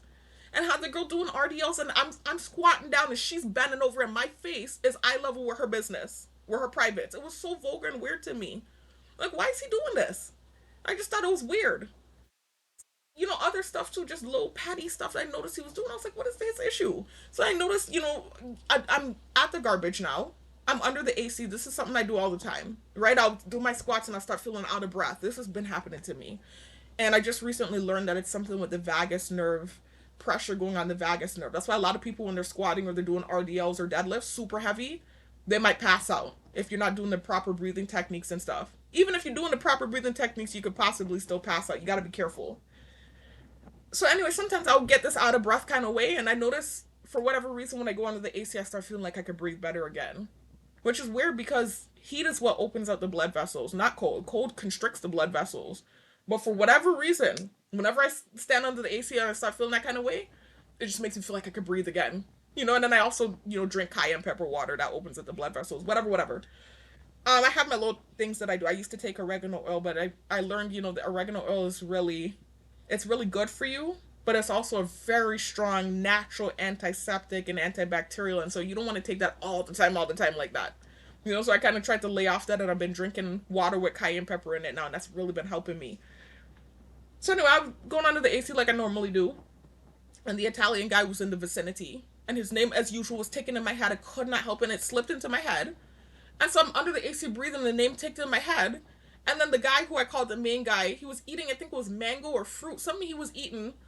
He walked by me, he looked at me like with this side eye, and then he threw it in the trash. So I was like, is he, I'm like, I don't want to be accusatory because I know they tell me I overthink things and I make stuff up and, because I assume it's equivalent to lying. So I'm like, let me not, jump to conclusions. But is he, I remembered actually thinking, I wonder if, is he insinuated, because it was right as the name ticked in my head. He looked at me from the side and then went and threw the fruit in the garbage. So I'm like, is he insinuating that I'm trash? I really was wondering, but I didn't make an accusation. I didn't make a video about it. I just wondered. Then, a couple days later, he's still doing a different gang stalk and stuff. I even made a video about the fact that he had the girl bending over in front of the Smith machine. The video's still on my channel. He was still doing little gang stalking stuff and just getting real petty with the gang stalking. I noticed I was trying to do this stunt. I would want to call it a stunt because it's like, it's not something you see people do all the time. And it was something new, relatively new. I had seen someone on YouTube do and I was trying to do it. Where it's like it emulates a pause squat. Like when you're squatting and you decide to stay down in the squat instead of using the momentum to get back up. Like you squat down and you get back up. That momentum kind of helps you get back up with the weight. But the reason pause squats are so difficult is because you're pausing with the weight on your back and there's no momentum. So you have to use pure muscle strength to get back up out of that position. So what I was doing emulated a pause squat. I was putting weight, I was setting the safety bars at a certain level, the level to where I squat at basically. And I was putting the barbell at that level on the safety bars. I've talked about this in prior videos. And then I was putting on weight and seeing if I could get down underneath the barbell and from that position just use nothing but pure strength to get the weight up. And so I was able to do it with 180 pounds. I did it with 190 pounds. At this point now I was squatting 250 pounds. So I'm like, I should be able to get 200 up from this position. If I can squat 250, I should be able to push up 200, is what I thought. The 180 was already a struggle. The 190 was even harder. When I attempted the 200, I put the 200 on now. I couldn't get it up. I budged a little bit, I couldn't get it up. As soon as I failed, he goes in there, starts changing the garbage, and walks by with the garbage. So I just, at this point, my guard was already up with him because he had been doing all this gang stalking activity. I was like, wait, this guy is really insinuating that I'm garbage. I started to realize that that's what he was doing, and the gang stalkers thought the same thing. Because when I left the gym, I noticed them doing it too. This thing where they're acting like they're changing the garbage when I'm walking by. They're all watching like it's a movie. All of a sudden, they're all doing it. Like, not all of them, but quite a bit of them started acting like they're changing the garbage as I'm walking by. And so that turned into this new tactic where they're insinuating that I'm trash. Because of him. Because of him. I don't know if they caught the thing he did with the fruit, or if they did and they were kind of wondering like me as he insinuated I'm trash. I don't know. But when he did that thing where I failed the thing, and then he changes the garbage and he makes his guy, it was as clear as day that was like him insinuating I'm trash because they actually started to emulate the thing when I left the gym. So it's not me being crazy and hallucinating, and you're not gonna gaslight me either. They know full well what that was going on there. So anyways, I was just like, what the heck? I'm like, what is his issue? So then he, the last straw for me was, like I said, have been weeks of him doing stuff, and the stuff that really irks me too, like I said, like having young looking females bending over and I'm having to squat face level with their private parts. Like, you're really getting under my skin now. At this point now, I'm really getting irritated with you. So I remember anytime I saw him, I was just getting irritated. Like, I just used to get on fire anytime I saw him. I was just getting irritated because of all the stuff he was doing for no reason. So then I remember now, this day I was doing deadlifts and I was going real heavy. This was when I had gotten up to the 250. But I was doing my lighter sets first. I was doing the 180, I was doing the 200, and I worked my way up to 250. I do 230 and I work my way up. I know he's doing this thing where, like, he was literally doing this. Every time I do the deadlift and I stand up, he'd run in the bathroom. Then he'd run back out. Then he'd run in the bathroom. Then he'd run back out. So I was like, what is going on? So at this point, I finally flipped off. After weeks and weeks of him doing little petty stuff, I didn't say anything out loud to him, but of course they can hear my thoughts with the neuromonitoring technology. I'm not going to repeat what I thought, but I thought some offensive stuff. It was reactive abuse. Of course, everybody attacks me and is ready to jump at me like I'm the monster bitch as usual. Like, they didn't see the stuff he was doing. Like, I just randomly, unprovoked, attacked him. This is what they do with the targeting. Like, I just randomly attacked him. It's just crazy to me. Like, I just randomly sat there and decided to attack him. So anyways, just bias and subjectivity. That's how the thing works. And that's how my whole targeting has been. Everything. Anyway, so after I had thought those thoughts, those nasty thoughts in my head, again, I'm not going to repeat what I thought. It was just reactive abuse again. It just turned into hell on wheels in the gym for me. Like, all the dudes started getting involved. All of them are friends with him. Look at them revving by in the background. Let's tell you, they are blatantly biased, blatantly subjective. There's no objectivity there. It's just, that's a bitch I don't like. Even if this is right or wrong, I don't care. Like, that's literally how it works. Hold on, I let this thing drive by. Oh, no wonder. Wait, is that the neighbor? No, that's my brother. His car is like that. I thought that was noise campaign, y'all. That's my brother pulling up. I know, let me hurry up and try and end off the video, y'all. So all the dudes in the gym start getting involved. And y'all know, if you've been keeping up on my videos recently, you know how things have turned in the gym for me. So they even more so started insinuating the thirsty thing and all these heinous things and the child thing and the stink thing and everything you could think of, they started trying to bully me about in their fake stuff, right? So I'm just like, what the heck is going on? I even remembered, at a certain point, because I started working out in the evening again when I started working the day job, they started trying to utilize his girlfriend against me. Like, he got a new girlfriend apparently. And I didn't even get bothered about the situation until recently, when I realized that she might be a part of some sort of, like, I don't know. I don't know if this is a coincidence or not, but there are like three people in there that have gang stalked in there that are in the Navy. And so I don't know if like she was a part of that operation and that's how they linked up. I don't know, but I remember I was knitting the day I found out when I put the thing together in my head.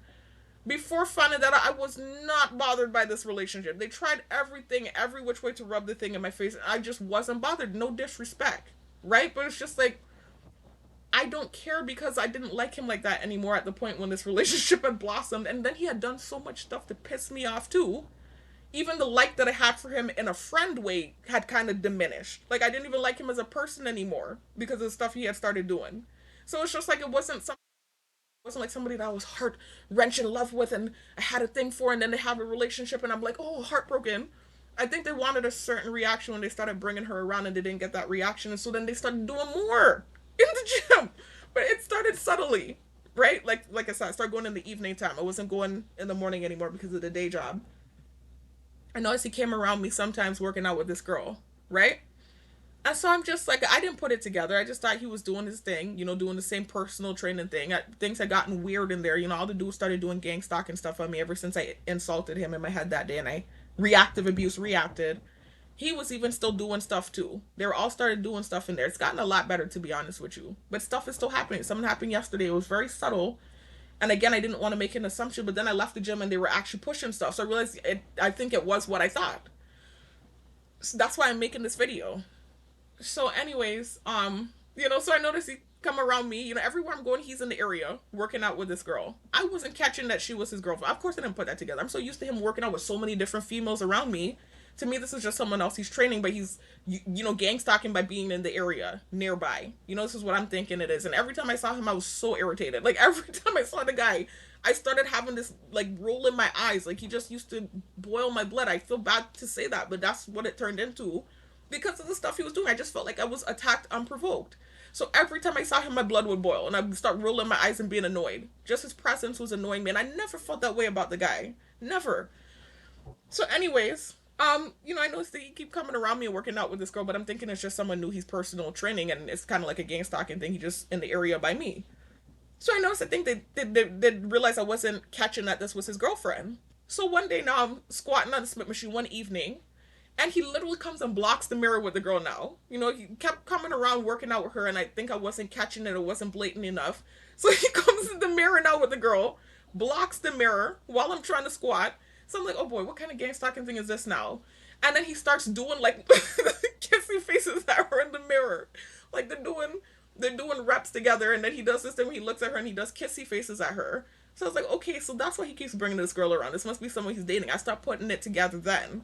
I was like, okay, so, but why is he blocking the mirror with her? I realized that they're trying to, it seemed like utilize her in this kind of way. I don't know why. I don't know if they felt like I still liked him after all the stuff that he was doing. But the like had actually left even before then. Not the like, because I still liked him as a person, but the attraction had already diminished even before he started doing what he was doing. When him and I had combos and I realized we had no chemistry. But the like for him as a person had even diminished after he was doing all that stuff unprovoked, is what it felt like, right? Hold on, y'all. My brother's about to come in.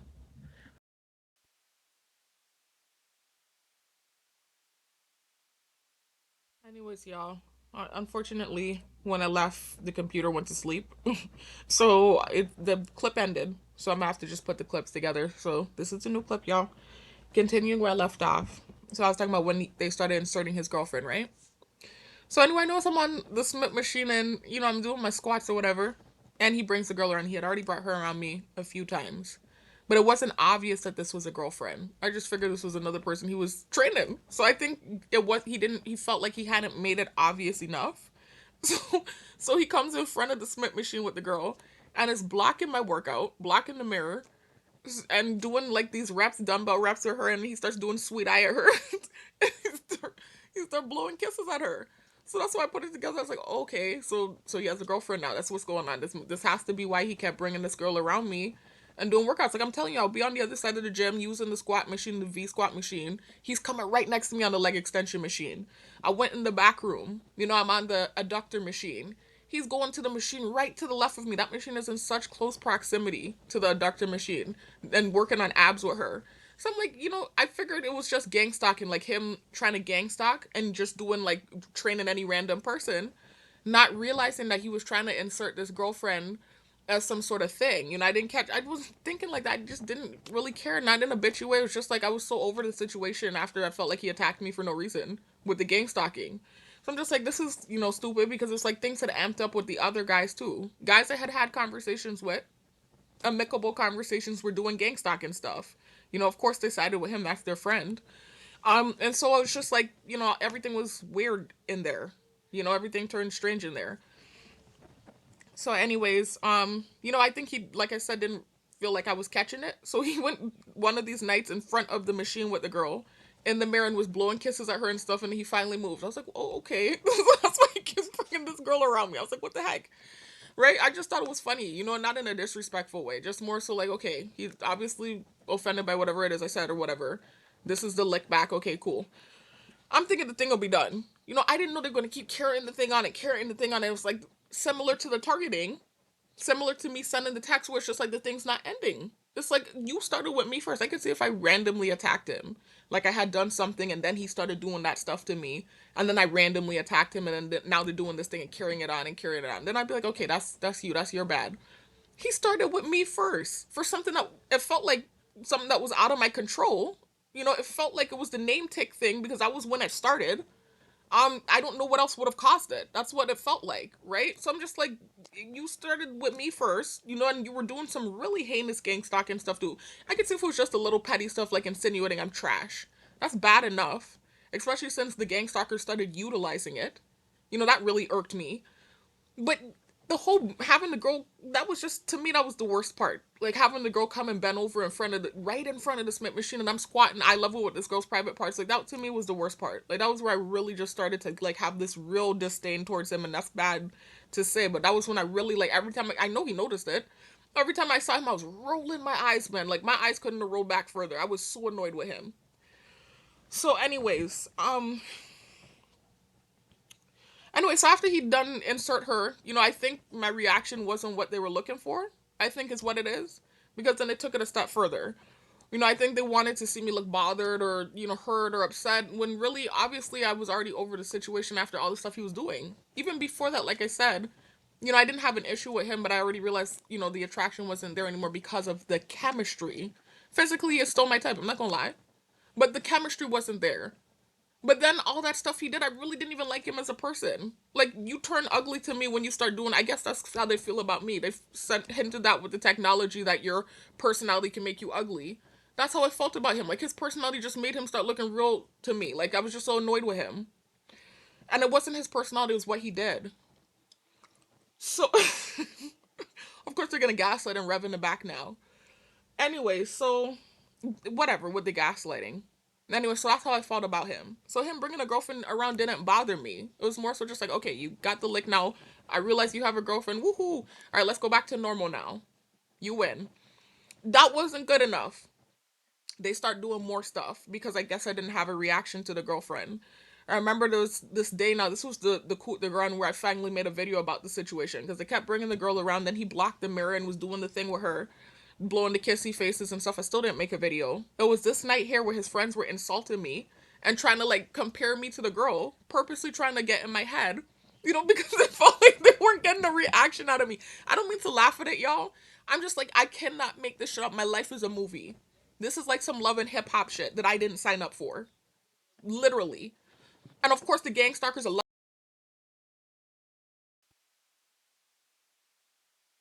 Alright, y'all, I'm here to finish the video, finally. Sorry, I wanted to turn my fan off. But I'm here to finish the video, y'all. So, anyways, the coup de grace, or the straw that broke the camel's back that actually led to me making a video about it, because I kind of realized already why they were bringing her around. When he went in the mirror, like I said in the last clip, and was blocking the mirror and doing all this kissy face stuff to her, I realized, okay, so that's why they keep bringing the girl around. I was like, okay, cool. I figured, okay, I thought that offensive stuff, you just trying to get a lick back or whatever. I'm like, okay, cool, no problem. I feel like my reaction was too nonchalant, and so that's what they did the next thing on this different night now, and this is what led to me finally making a video, is when you're actually attacking me now, coming for me, like, It's one thing you bringing the girlfriend around or whatever and trying to whatever you're trying to do. That's cool. But when you now attacking me unprovoked, because again, my response to him was just that, a response. So again, this is another unprovoked attack as far as I'm concerned. That's where it's like I had to say something. So there was this night I was in the mirror, right, doing my squats on the Smith machine as usual. And this guy came in, right? And actually just recently saw this guy pull up at the gas station too. It was kind of odd. I didn't know what that was. He pulled up while I was at the gas station just about a week ago. I was about to drive off. Not a week ago. This was like 2 weeks ago. But anyway, this guy came in, random guy, never seen him in my life in the gym. You know, I've been at the gym for a year and change at this point. Had never seen him. He comes in with his girlfriend, and they start working out around the Smith machine area. The guy that I call the main guy that started bringing his girlfriend around, right? The main guy that I insulted, right? That asked me to go on the hike and stuff. He's in the back room, looked to fly in the plane line. They know the story verbatim. They know everything that went down. They still will paint a false narrative and force me to have to talk about it. Hold on, y'all. Let the plane. That's the noise campaign plane that they use on targets. Let it fly by.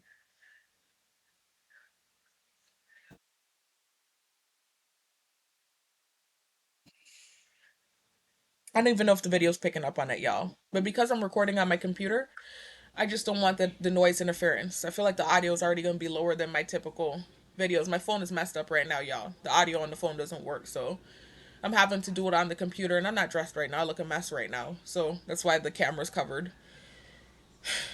Anyways, y'all, look at them doing the ambulance to shade me now because I said I look a mess right now. Okay, and I'm in my house. Anyway, so let me continue, y'all. So, you know, this guy comes in. I've never seen him in my life with his girlfriend, and he moves to the left of me. You know, he goes in the area where there's a setup with a barbell where you can also do squats right to the left of the Smith machine.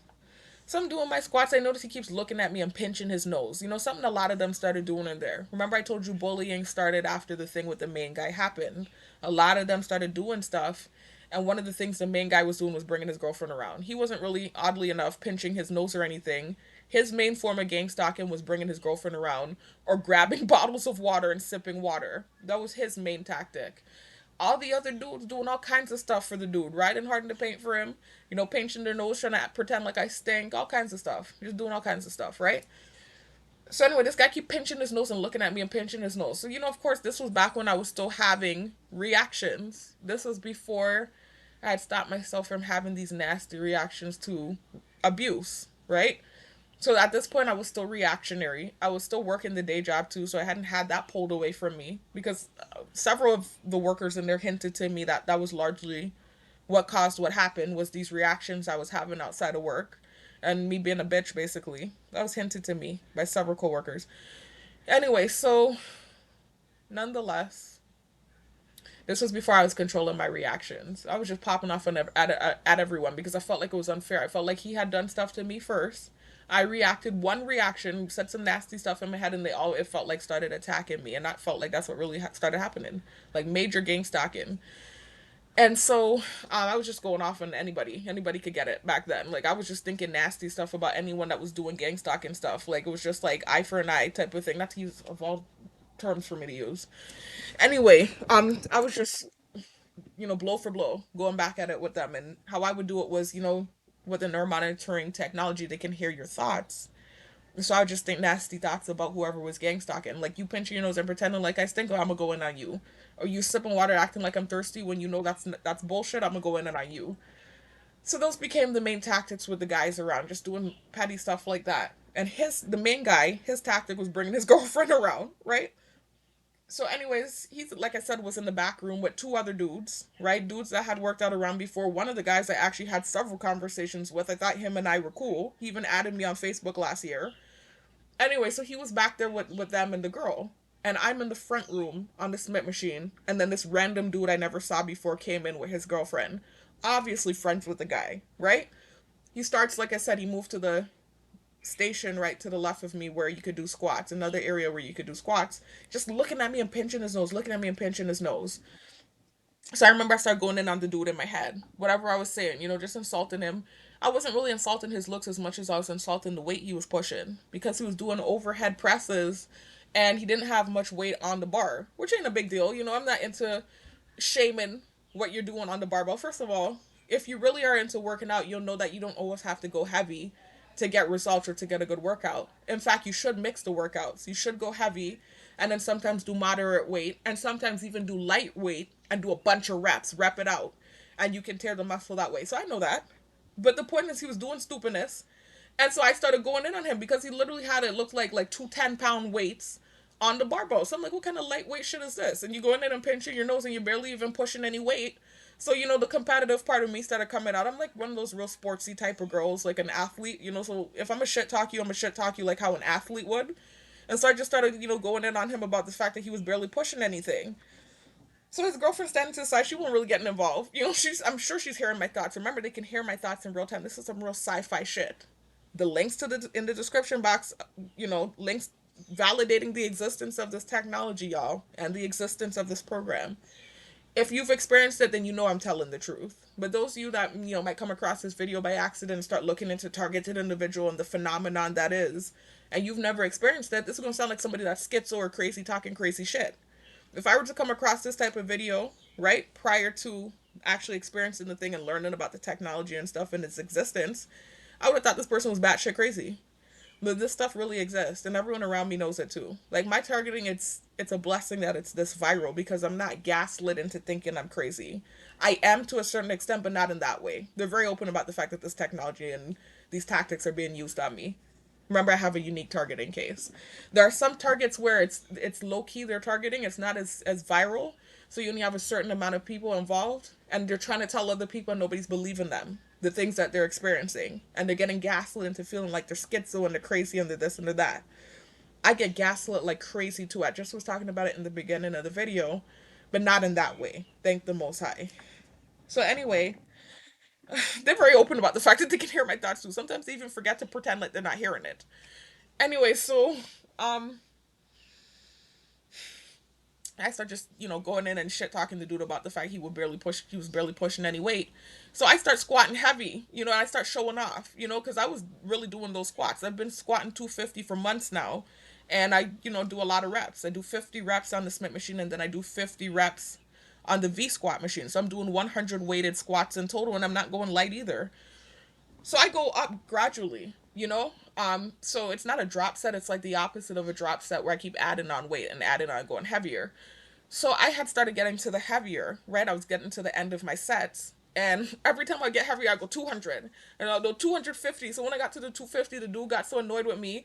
He eventually walked in front of the mirror and was trying to block me. I said, don't block me. I said, if you're mad, then get your weight up. I said, learn how to, get stronger. Get your weight up.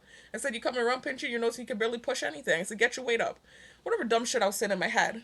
Apparently the dude in the back is paying attention to what's going on with me out here. I'm thinking he's back in the back room with his friends and his girlfriend, in lovely la land. You already pushed a girl in my face, okay. So I'm thinking he feels better about the situation. We're cool now. Not cool, but I mean, like, it's not going to be any more pushing her around me, because I've acknowledged now that this is who you've been bringing around. I realize you have a new girlfriend, okay. Acknowledged. He comes out of nowhere and walks out. He has like this angry look on his face, and he cuts in front of the machine, and he goes in the bathroom. So I was like, okay, I thought that was kind of strange that he did that. And then he walked back to the back room. So it's like he was paying attention to what was going on with me and this guy. Even though the guy was, once again, antagonizing me first. And I wasn't really insulting him like that. I was more so insulting the weight he was pushing. It's not like I came for his looks or anything like that. Anyways, that guy comes from the back room now. He's supposed to be back there with his girlfriend. He was paying attention to whatever was going on with me. Kind of glares at me, and he walks past me and goes in the bathroom. Then he comes out and he walks past again and glares at me again and goes back to the back room. So I was like, okay. So I just finished my set and I had to go back there. Back then that was the order that I did my routine. And so I was kind of frustrated that they were back there, because the next workout, then this was my routine. Like clockwork, did the same thing every night. This is before I started switching back to the daytime. I had to go back there to do my last set of workouts. No, that's not what it was. That's not what it was. I was finished with back there. I had to go back there and get my phone. My phone was back there charging. So I was back and forth throughout the whole session, dealing with my phone and switching songs, and I had it plugged into the charger back there. That's what it was. So I went back there to get my phone, right? And as I'm going back there, he steps out of the room. So obviously he was looking at me on the camera and saw that I was coming. He steps out of the room and smirks at me, right? He has this just look on his face. I was like, okay, what the heck is going on? I didn't do anything to him. I'm responding to this guy that's doing extra stuff out here. I wasn't saying anything too out of control this time. I've said worse or thought worse. It was really just more so insulting the weight he was pushing because he's too busy focused on me and trying to antagonize me. And to me, it felt like you weren't even really pushing anything. And again, I recognize as somebody that works out that you don't always have to go heavy. That would be ignorant to say. You really don't have any knowledge of working out if you feel like you always have to go heavy. But I was just, like I said, antagonizing him back because he started with me first. I was there minding my business as usual. So dude comes out the back room as I'm headed back there, and he looks at me, he smirks at me. And it was like this kind of smirk where he glared at me too, though. He was glaring at me and he smirked. So I was like, okay. So I just walked past him and I go in the room. His two friends are back there talking to his girlfriend, right? And as I'm plugging out my phone, they knew I was coming. Plugging my phone out. Now, mind you, my chest feels so weird. They're humming on me so hard, y'all. I feel so horrible right now. That's an energy weapon they use sometimes. It's a very strong energy weapon whenever I'm making these videos. It makes me feel shortness of breath. It makes my chest feel funny, like I'm gonna pass, like I need to go to the hospital. Like they really start using that thing on me when I make videos and I'm making sense. It's really terrible. And they know they were gaslighting me about what happened in the gym yesterday. It's just crazy. And so now I'm making a video defending myself and I have to deal with them humming on me. Like this is what I have to deal with. So anyways, y'all, so I go in the room and I'm getting my phone on and I'm plugging out the charger. I'm noticing the dudes are doing direct to convo, his two friends to the girl. Telling her, yeah, yeah, but you look good. You look good. The thing didn't look good. The thing didn't look good. That's what the two of them were saying. And that's just island slang, meaning like the thing didn't look good. Calling me a thing, first of all. But that's how they talk down here anyway. They might say like, you gonna press that thing?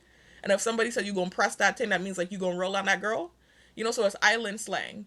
But it's not calling me the thing because that's just island slang, but it's the don't look good. The thing didn't look good. And what behooved me was one of the guys that was saying it had checked me out multiple times and even added me on Facebook and was liking my stuff just last year. So I went in on him. I was really a bitch to that guy. I really was a bitch to him because I just couldn't believe it. You're hopping on the bandwagon. The dude did stuff with me first. That's your friend. That's who you have loyalty to. You and I don't even know each other, really and truly. We've had a few conversations. So I don't expect him to come in my corner, but don't put your mouth and stuff about the thing don't look good when I've seen you checking me out several times and you even liked my stuff on Facebook. That's crazy to me. So I went in on both of them, right? I started to really dust them up now. Now I got upset. All the time they're bringing the girlfriend around, I didn't have an issue. I did not care. Now I got upset because now you're insulting me and coming for me and trying to do this weird tactic with this girl because you're not getting the reaction that you wanted from simply bringing her around. And so that was where I got bitchy. And I started going in, especially on that dude that had conversation with me and had already interacted with me on Facebook. I went in on him, and I even went in on the other guy a little bit too. So I said some stuff. I'm not going to repeat it in my head again. Neuromonitoring technology, they can hear my thoughts. I came for their looks. They were coming for me first, and I'm really good with my words, and I can be a real bitch with my words. It's just, I'm good with words. I'm a writer. I do poetry. I can cut real deep and they'll make it like I'm a bitch because I'm better at being a bitch than the person that's bullying me. I keep trying to use the analogy. It's like if there's this guy or girl out there and this group of people decide to jump the person and then the person actually knows how to fight and starts beating everybody real bad. And then they start painting the person like a monster for beating everybody up. When everyone went to jump the person just knows how to fight. Like that's literally what it is, except with my words. I can be really lethal with my words. And that's what keeps getting me in problems. I went in on them with my words. And yeah, it just was up from there. It just got worse in the gym for me after that. It kept getting worse and worse. It just kept being them doing stuff and me reacting. And then me reacting more worse. And then it getting worse for me. And it was just this perpetual thing until I finally made videos. I don't know why I have to make videos breaking down what you can see is happening. Breaking down what's happening and then they kind of eased off a little on me eventually. But I also made a video just talking about the fact that, anyway, whatever I said. I said, I can look in the mirror and I feel like his girlfriend is attractive and they're an attractive couple. They look good together. But I can look in the mirror and I can, see if someone looks better than me or not. And I didn't feel like she did. No disrespect to her. She didn't do anything to me. She did kind of do some gangstalking stuff after the fact. But back then she was just staying quiet and neutral. She was literally just standing there and they were doing all the yap, yap, yap. She's kind of did a few stuff after the fact, like weeks after. But when I made the video, she hadn't done anything, so I definitely didn't insult her.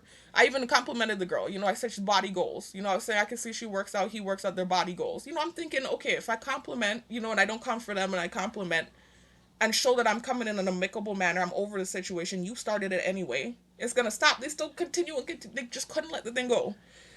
Anyway, after I said that in the video, though, that I can look in the mirror and see that, I don't feel like the girl looks better than me. She's not a bad looking girl. I don't think she looks better than me. Then they're gonna send me with the technology. You know how they like to do stuff with the technology. They sent something like, they said when, I forgot what the show was. I can't even remember. It was one of those shows from the 90s. It was a meme they sent me. They said when so and so was trying to convince so and so that so and so was badder than so and so, and then they had this face, like they were doing this face, like, yeah, right. They sent that with the technology. They'd be playing and trying to egg on stuff with the technology, like trying to create stuff with the technology. So I remember just looking at it, like, and I know why they're doing this is because of that video I made where I said I can look in the mirror and see that this is not. So then with the technology now, they're gonna send when so and so was trying to convince so and so that so and so, talking about a female, was better than so and so talking about another female, and then they did this face, like the side eye, like, yeah, right. So I just thought that was funny that they sent that with the technology. It's one set of psychological and gameplay with this thing. So 1 minute they're sending stuff where it seems like they're bipolar with the technology, where it seems like they're supporting you. The next minute they're sending stuff like they're trying to tear you down. It's psychological warfare. But I just thought it was all funny to me, because whatever it is, it's not all about the external regardless. If he's happy, if she's happy, and they have chemistry, that's the main thing, then that's all that matters. Just leave me out of the equation. I just want to go. This is why I got the membership. I got the membership to go there and work out and to go home. I didn't get the membership for the drama. I didn't get it for that, man. And so I'm just, it's like so freaking annoying that it just keeps going on and on and on and it doesn't end. I'm like, okay, eventually they're going to feel like they took enough digs out of me. All these people getting involved and piling on me as usual. Maybe they're going to feel like they've gotten enough. It's like it's never enough. They keep wanting to do more and more and more and more is what it felt like.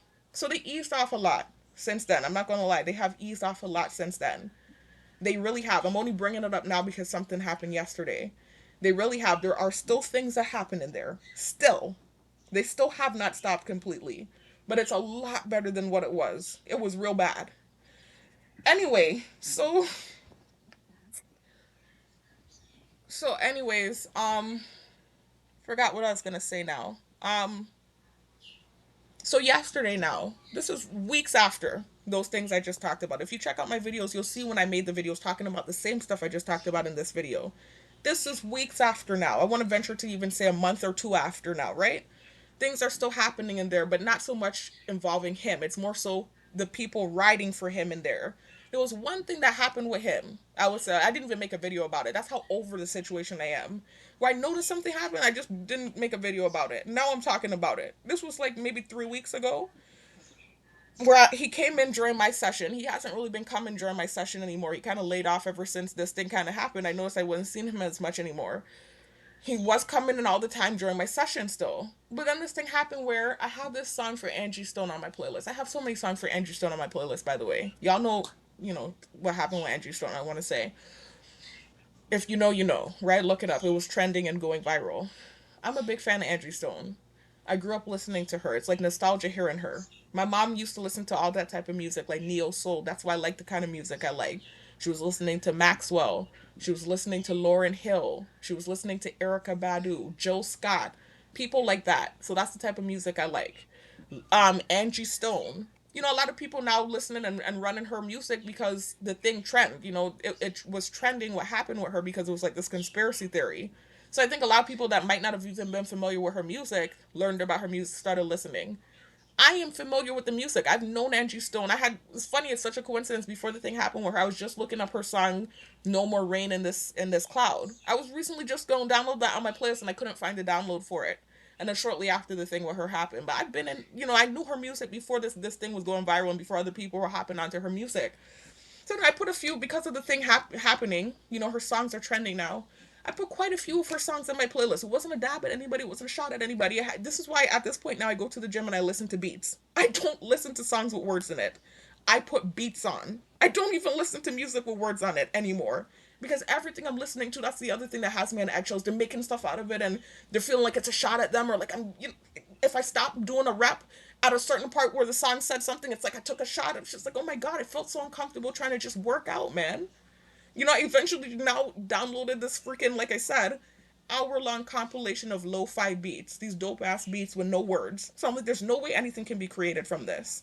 And then there's this other beat I use sometimes called Mad Drummer, where it's like, boom, ba bum, this real bass beat that makes me go ham. So, anyways, y'all, on this day, this was about 3 weeks ago, he was in there, he came in there, right? And I was doing my workouts. And I was laying down, I will never forget, I was laying down and I was doing my leg curls. And in this specific Angie Stone song, she's talking about how basically she's talking about this dude, obviously, that she was with, right? I wasn't even with this guy. Him and I were never together. We never even went on a date together. We just had this weird thing that happened. We were never together. We never even had a date. So, anyways, so obviously it wouldn't be a song for him. So in the song, she's talking about how he's so mad he can't even hold down a job. He's too busy following behind her. So right as he said that, my reps ended. I can't help when the reps end. The reps ended. So I put my legs down, and I remember thinking in my head, oh, I actually thought it, I don't know if I even manifested it because I'm so used to them doing stuff and making stuff from the music I'm listening to. I remember thinking in my head, I hope they don't think this is a shot at the guy. I remembered even thinking, I didn't think it for them to hear my thoughts. I just felt that way. I just felt like they would feel that way. Then I got up off of the thing, I said, like, screw this. The same thing I always say, I'm going to just listen to my music. I don't give a shit. This is stupidness. So I remember now I get over to the Smith machine. All of a sudden, before he was coming in, around this time, he had stopped doing stuff. After I had made the videos about his girlfriend and what happened in the back room with those dudes, he kind of laid off of doing stuff. He was just in the area. He still was in there every time I was working out, but he wasn't doing stuff anymore. All of a sudden, I go on the Smith machine. I notice he goes back into the back room, right? Into the bathroom. And then he comes out with a bottle of water out of the bathroom and he guzzles it down at a certain part when the song played. Then he goes and he gets a cart. I looked at him, I just thought it was funny, but I just ignored it. I was like, okay, I feel like he's doing this because of the song. Like, I really knew something was going to be created from this. I just had a feeling. I just knew it. So I was just like, what the heck? So then he goes outside, he gets a whole cart of water and brings it into the back room and starts putting water in the freezer right underneath the AC vent where I was trying to get air. It was just this weird thing. I had done a few reps in the Smith machine. He then goes into the bathroom and comes out with a bottle of water, right? So I was there, and it's the way he sipped the bottle of water, right? But then I noticed now I go under the AC vent and I'm trying to catch my breath like what I always do. I was going back and forth. He actually goes as far as to go get a whole cart and bring in water and start stocking the freezer with water. So I remember thinking it was funny. I'm like, that's not going to stop me from going under the AC and getting air. So I remember I went back there to get air and he said, oh, hey. In this kind of way, like, I was like, okay. I was just like, let him pass by. And then he starts working out next to me.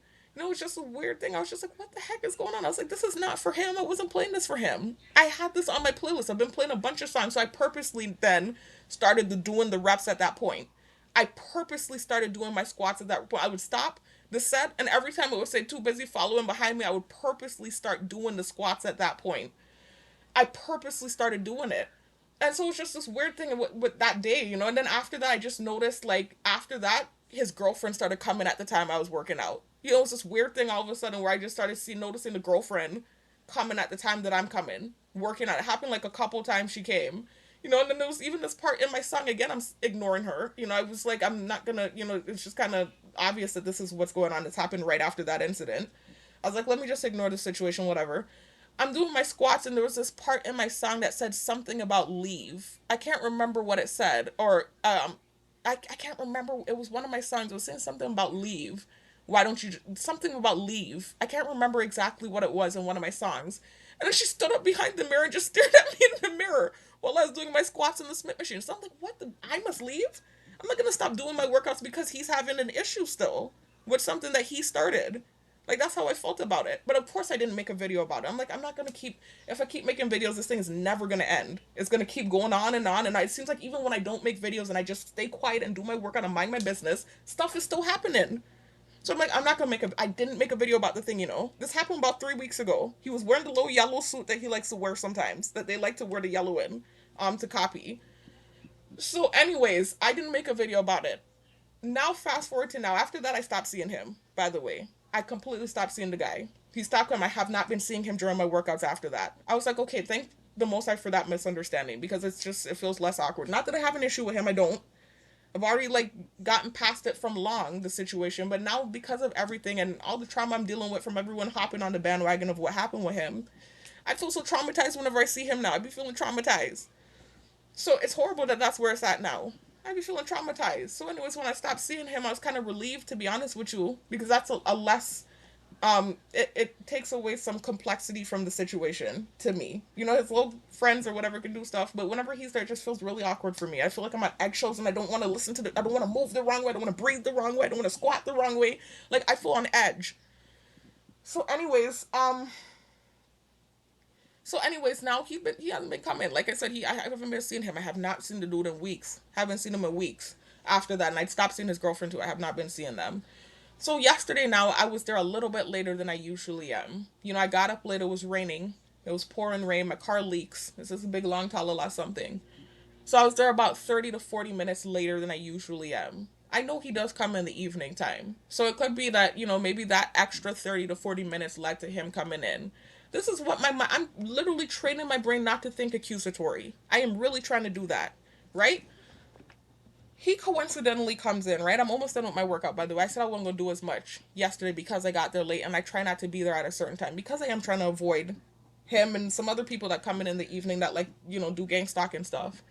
I do try to not come later. You know, I try to leave at a certain time, but I was like, okay, I gotta at least do my squats. I'm gonna do my 50 squats, my 100 squats, excuse me, on the two different squat machines, and I'm gonna do my 120 leg extensions. So I did my 50 squats in the Smith machine. There's this guy in there that does some gang stalking stuff too. I don't know what his issue is. I don't even want. Please, let me not even talk about him. I don't know what the issue is with him. I don't want to talk about him. Anyway, so I did my squats on the Smith machine. Then I move over to the leg extension machine. I start doing my leg extensions. And after that, I was planning to do my last 50 squats on the V squat machine. While I'm doing my extensions, this couple comes in, right? I'm not studying them. I've seen them one time before. I think it was the last time I was in the gym. When I was leaving, I saw them coming in. So they look like they're a new couple that just started coming to the gym.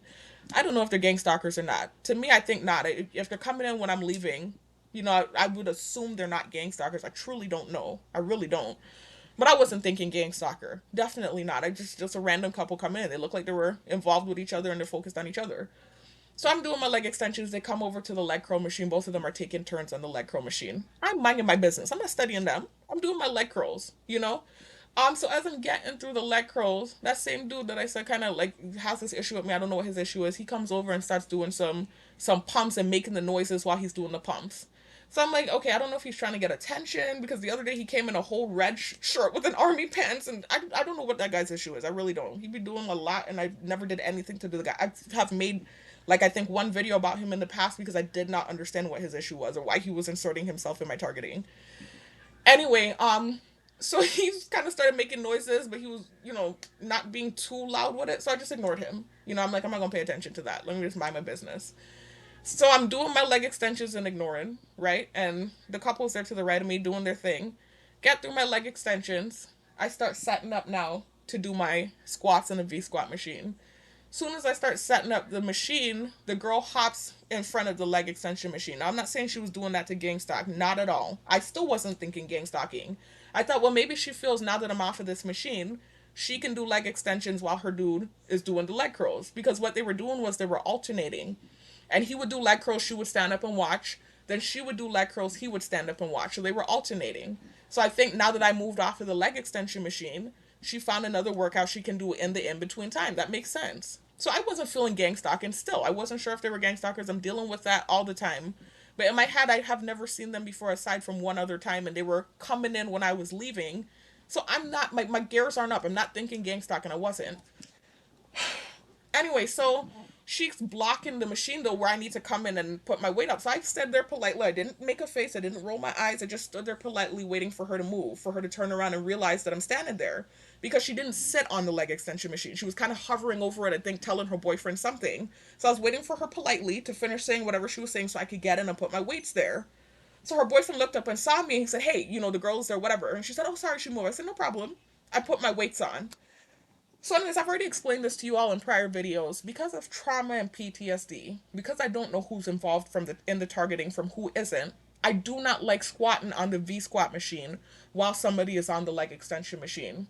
Because the two machines are so close together, I'm not sure if this is going to be somebody that's going to pretend like I stink just because they're close enough to do so. You know, that kind of way, like with the bullying and the fake narratives, and a lot of people don't like me. I'm so trauma PTSD, especially in that gym where everything that's happened. I just do not like squatting on the V squat, specifically the V squat machine, because of how close of a proximity to the Smith machine, not the Smith, excuse me, to the leg extension machine that it is. I don't like squatting on it while somebody is next to me. So she sits down there, right? I'm not thinking it's gang stalking. I'm just like, oh man, in my head. I didn't roll my eyes. I didn't make a face. I was just like, shit. You know, because I don't want to squat next to her, but I want to get my workout done and leave. It's already getting late. I'm in here later than I like to be.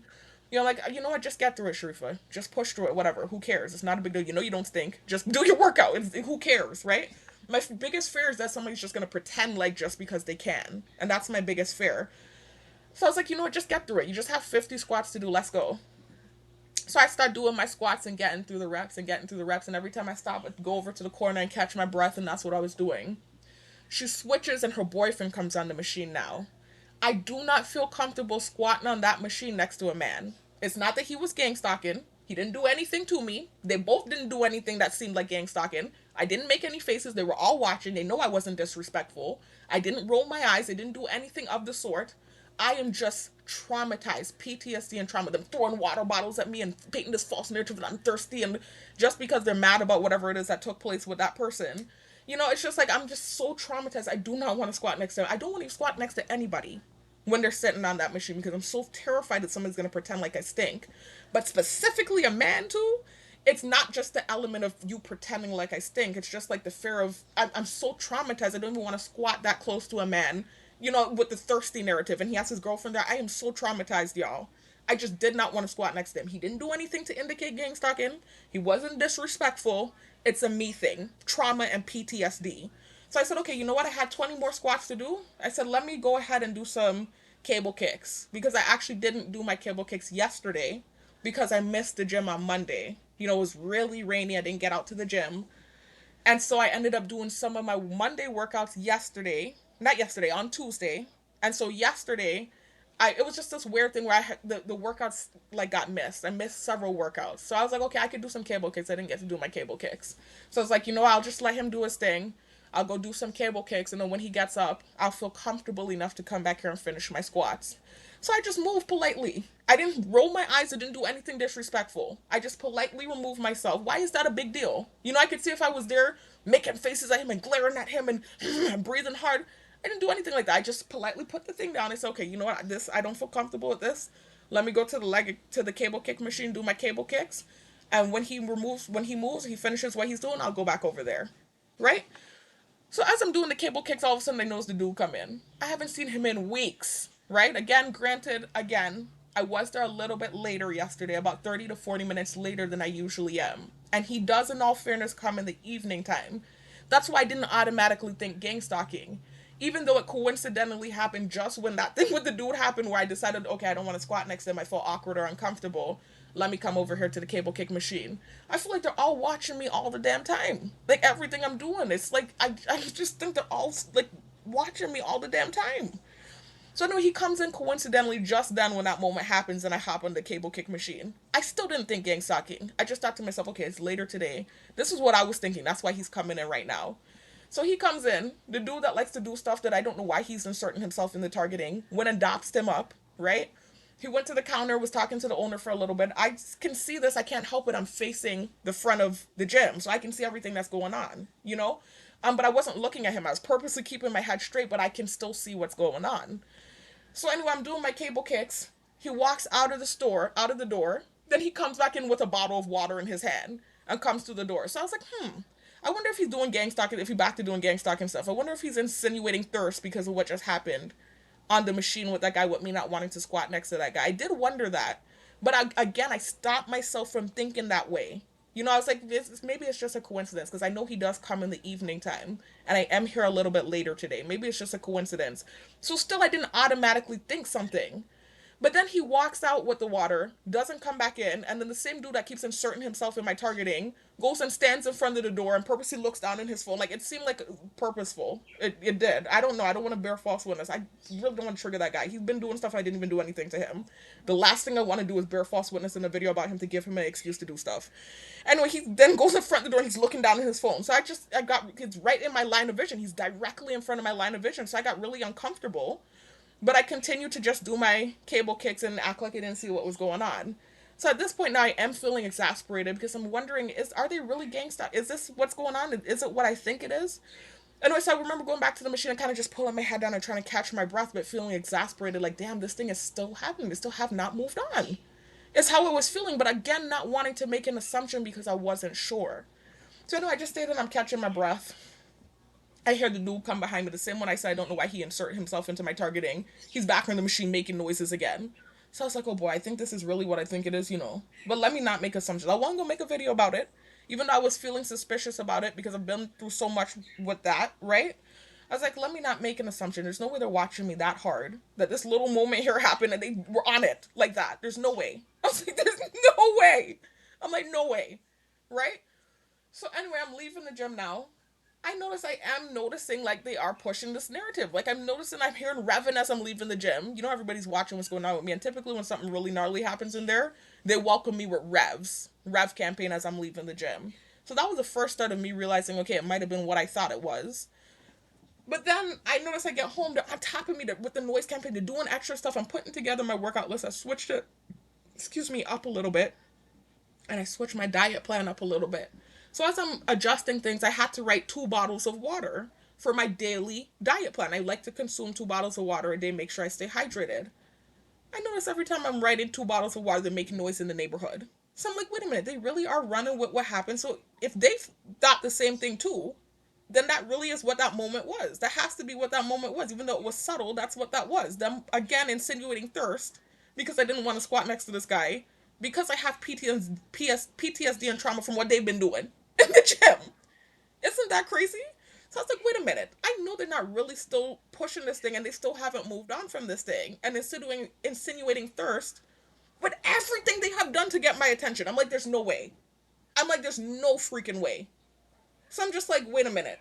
You know, but I'm still like not on the verge of like, I'm gonna make a video. I'm still not in that space. I'm so over the situation. And I was so glad, you know, things seem to be kind of, not totally, a little bit back to normal in there. I'm like, there's no way this is still a thing, right? I notice with the technology now, they start sending stuff about want and don't want and trying to run with the moment, right? Remember I told y'all where that started. That don't want thing started actually at my day job. I'm trying not to say stuff about the day job. I'm still trying to fight the situation. I don't even know what the hell is going on.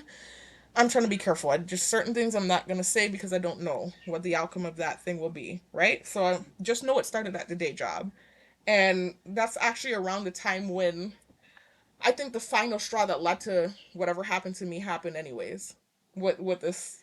Anyway, I can't say too much. Something that was completely not my fault. But anyways, I don't want to say too much or even talk about the thing, right? But that day, they were using the don't want thing on me a lot that day at work. I'm not even going to go into the details about that thing and what happened, right? It was something that was completely out of my control. And I was, you know, anyway, I can't, like I said, I can't say too much. I just came back from lunch and all of a sudden the don't want thing was being utilized. So anyways, so that's where that started though. It started at the day job. That's all I'm going to say with that. And so they, of course, started using it outside of the day job. They recycle and use things that are used in other locations. They're all looking at me 24/7. So if something is used in one place, like when the guy started insinuating that I was trash, then, you know, in several other places, gang stalkers will use the same thing. I like that. Let's all use the trash thing. Like, this is how it works. So now this don't want thing became a thing where they're trying to get in my head and make me feel like no one wants me. And like I don't know that it's targeting. Shit, even now I can post, everyone knows who I am. So it's not like this thing where it's like this, you know, mysterious social media person and you don't know who the hell I am. Everyone knows who I am. I still post things on Facebook and I still get love. And I'm not saying that because now that might make people draw back. I'm not saying that to push that out. It's just, again, to validate and not let them gaslight me. You can't gaslight me. I know that what's really happening here. Okay? I know it's targeting. I know it's isolation. You can't make me believe that I don't have an education and that I'm some sort of fuck up and I don't have the past or the resume or the credentials that I have. You can't gaslight me and make me feel like nobody wants me and it's not targeting and isolation. Like, these tactics aren't going to work on me. But it's tactics that's used on all targets. And so they keep trying to perpetuate this don't want thing when I can clearly see in the day to day from different interactions I've had that that's not the case. But they keep trying to make me feel that way. It's just not going to work. So, anyways, I'll leave it with that though. So they tried to start pushing that now just because the dude came in with a bottle of water when I didn't want to squat next to the guy in the machine. I'm like, first of all, I didn't even know he was still like involved in the thing like that to the point where he's still seeing everything that's going on with me. To the point where he was ready on call to come in with a bottle of water as soon as that little moment happened there. I was just like, what? Initially I wasn't even thinking that way. I was like, no man, he's just coming in here because he'd come in the evening time and I'm here a little bit later than I usually am. But it wasn't until I left and they started running with the thing I realized, wait a minute. So the suspicion I was having in the back of my mind that I was trying to put at bay is true then. So it really was him trying to, again, insinuate thirst. I'm like, are you, with all this stuff that they have done to get my attention and I keep acting nonchalant and just trying to do my workout, there's no way. Like, it's baffling me. It's bonkers to me. Anyways, anyways, I'm not trying to be a bitch about it. It's just like, whoa. Anyway, so I remember it was just like they just started to really push it with the technology, the don't want thing. And, as I'm doing my workout, I even started feeling uncomfortable because they're all staring at me. I'm already traumatized for months on end. They've been bullying me about this water and thirsty thing and this I smell bad thing and even bringing little girls around and whatever else they're doing, man, to try and get in my head. It's just ridiculous. I'm just, when are they going to let it go and move it? Just like they don't know what the word forgiveness means. So, anyways, especially when you started with me first, I could see if I started with you first, right? And you decide to really put me through the ringer. He started with me first. Anyway, so, and it wasn't days and days of me insulting him. It was just that one day I went off on him. I could see if it was like weeks and weeks of me bashing him and going crazy on him. That wasn't the case. It was one day and then I immediately apologized and talked about the fact that it was a reaction to what he was doing. So, anyways, so that's what it seems like that moment was. I was, part of me was feeling, nah, man, you're being paranoid. You're just traumatized from everything that's been happening in here. He comes in here in the evening time, but then I leave and they're running with it. Pushing the technology about water and thirsty and don't want and stuff. I'm like, what? I'm like, really? So, anyways, that's what led to me making the video. And, like, even just a little while ago, that's what really led to me doing. I still wasn't gonna make a video. Just now, again, they sent me a song. Every minute in the song, don't want, don't want. And then last night too. I don't want to say this because I don't want to make friction what I got going on. There was someone that pulled up when the song said "Don't Want." I was like, nah, there's no way. I'm like, because I'm hearing it in the technology. There's no way because me and her, as far as I know, are kind of cool. But I could understand why she might have a feeling towards me. I don't want to go into too many details. It's about the same false narrative about the weight thing. And with this person, sometimes that word pops in my head, but it's not tied to anything that I've said. It's because I can't say too much or I could get in problems. I have to be careful. Another person that was doing direct to convo last year was talking about her and describing her in that way. Spitefully. They do this weird thing, psychological warfare. Well, they'll talk bad about someone to kind of make you feel crazy. Because you're like, there's no way they would say this and they know the cameras are here. So I think he was low-key being mean, though. I think he might low-key not like her because it's the way he was saying the stuff. Like, I think he low-key probably has an issue with her and he was using that moment to take a dip at her. It kind of seemed that way. I don't know. But he was going in about that, specifically the weight thing. And so now it just turned into this tick sometimes whenever she's around where that thing will pop in my head. And then to boot, now the thing where I talked about the guy's belly happened. And then they started pushing the narrative that I talk about people's weight when I don't. But the word pops in my head when I see her because of that guy that was doing directed convo. When he described her, he was saying that. And so this is why it's just horrible because she's actually nice and cool. She and I are actually kind of cool, right? Despite whatever. I think low-key though there's a dislike there because of that. I do think so. And so, she answered my message and she said, great. That was the first thing that was kind of like a red flag. But then also when she pulled up, I noticed I heard the don't want lyric in her song. So I was like, is that a coincidence? And then a truck revved by. And so I was like, wait, is this all tied to that little moment in the gym with this guy? All of this is, I'm thinking, and then they're really setting with the technology and doing noise campaign, and I realized that's what they're doing. I was like, no, I have to talk about this, because they're not going to gaslight me about this, too. It's like everything they're gaslighting me about, and painting these false narratives, and they're all pretending like it's true, so it's becoming like it's true. If I don't make these videos and make sense from the nonsense, then it's true. It's just like, it's crazy to me. Like, I've been trying to be so nonchalant and to myself. I've been apologetic. I've been complimentary to him in the relationship. I don't understand what more I can do. How am I the thirsty one? I'm minding my business. Like, I'm not trying to get your attention. Things are being done to get my attention, and then they're saying I'm the thirsty one. I don't understand that to me. That's crazy to me. No disrespect to him. I have to be careful because, all the stuff that started happening in the gym because of this thing in the first place. And even though it's not done, they still do stuff. It's still a lot better than it was. I don't want it to go back to because I'm just defending myself about what happened yesterday and what they started running with when I left the gym. This is what happens. I'll make the video and they'll pretend like I'm batshit crazy and I'm making stuff up. This is what they do. Anyways, y'all. It's gaslighting like crazy. Anyway, that's it, y'all. I just had to make this video and talk about what was going on. I had to defend myself. This is way longer than I wanted it to be, but I just could not believe that the thing is still, specifically with him. I know the after effect of it is still happening in there, but specifically with him, I just still can't believe. And then them trying to run with whatever. I'm just like, what? That's why I was like defending myself. I know I'll talk to y'all in the next one, man. Peace out. I actually have to rest. Look at the time. It's already 11:50 and I have gym today. I don't want to go. I definitely don't want to go late again today. It's just one of these things. I might even just, I don't want to say I'm going to skip today, but it's like, look at the time. I haven't even rested. It's 11 o'clock and I have to get up. I usually get up around 1 o'clock so I can get there in enough time to get out before the evening time, just because I want to avoid problems. Anyway, y'all, I'll talk to you in the next one. Peace out.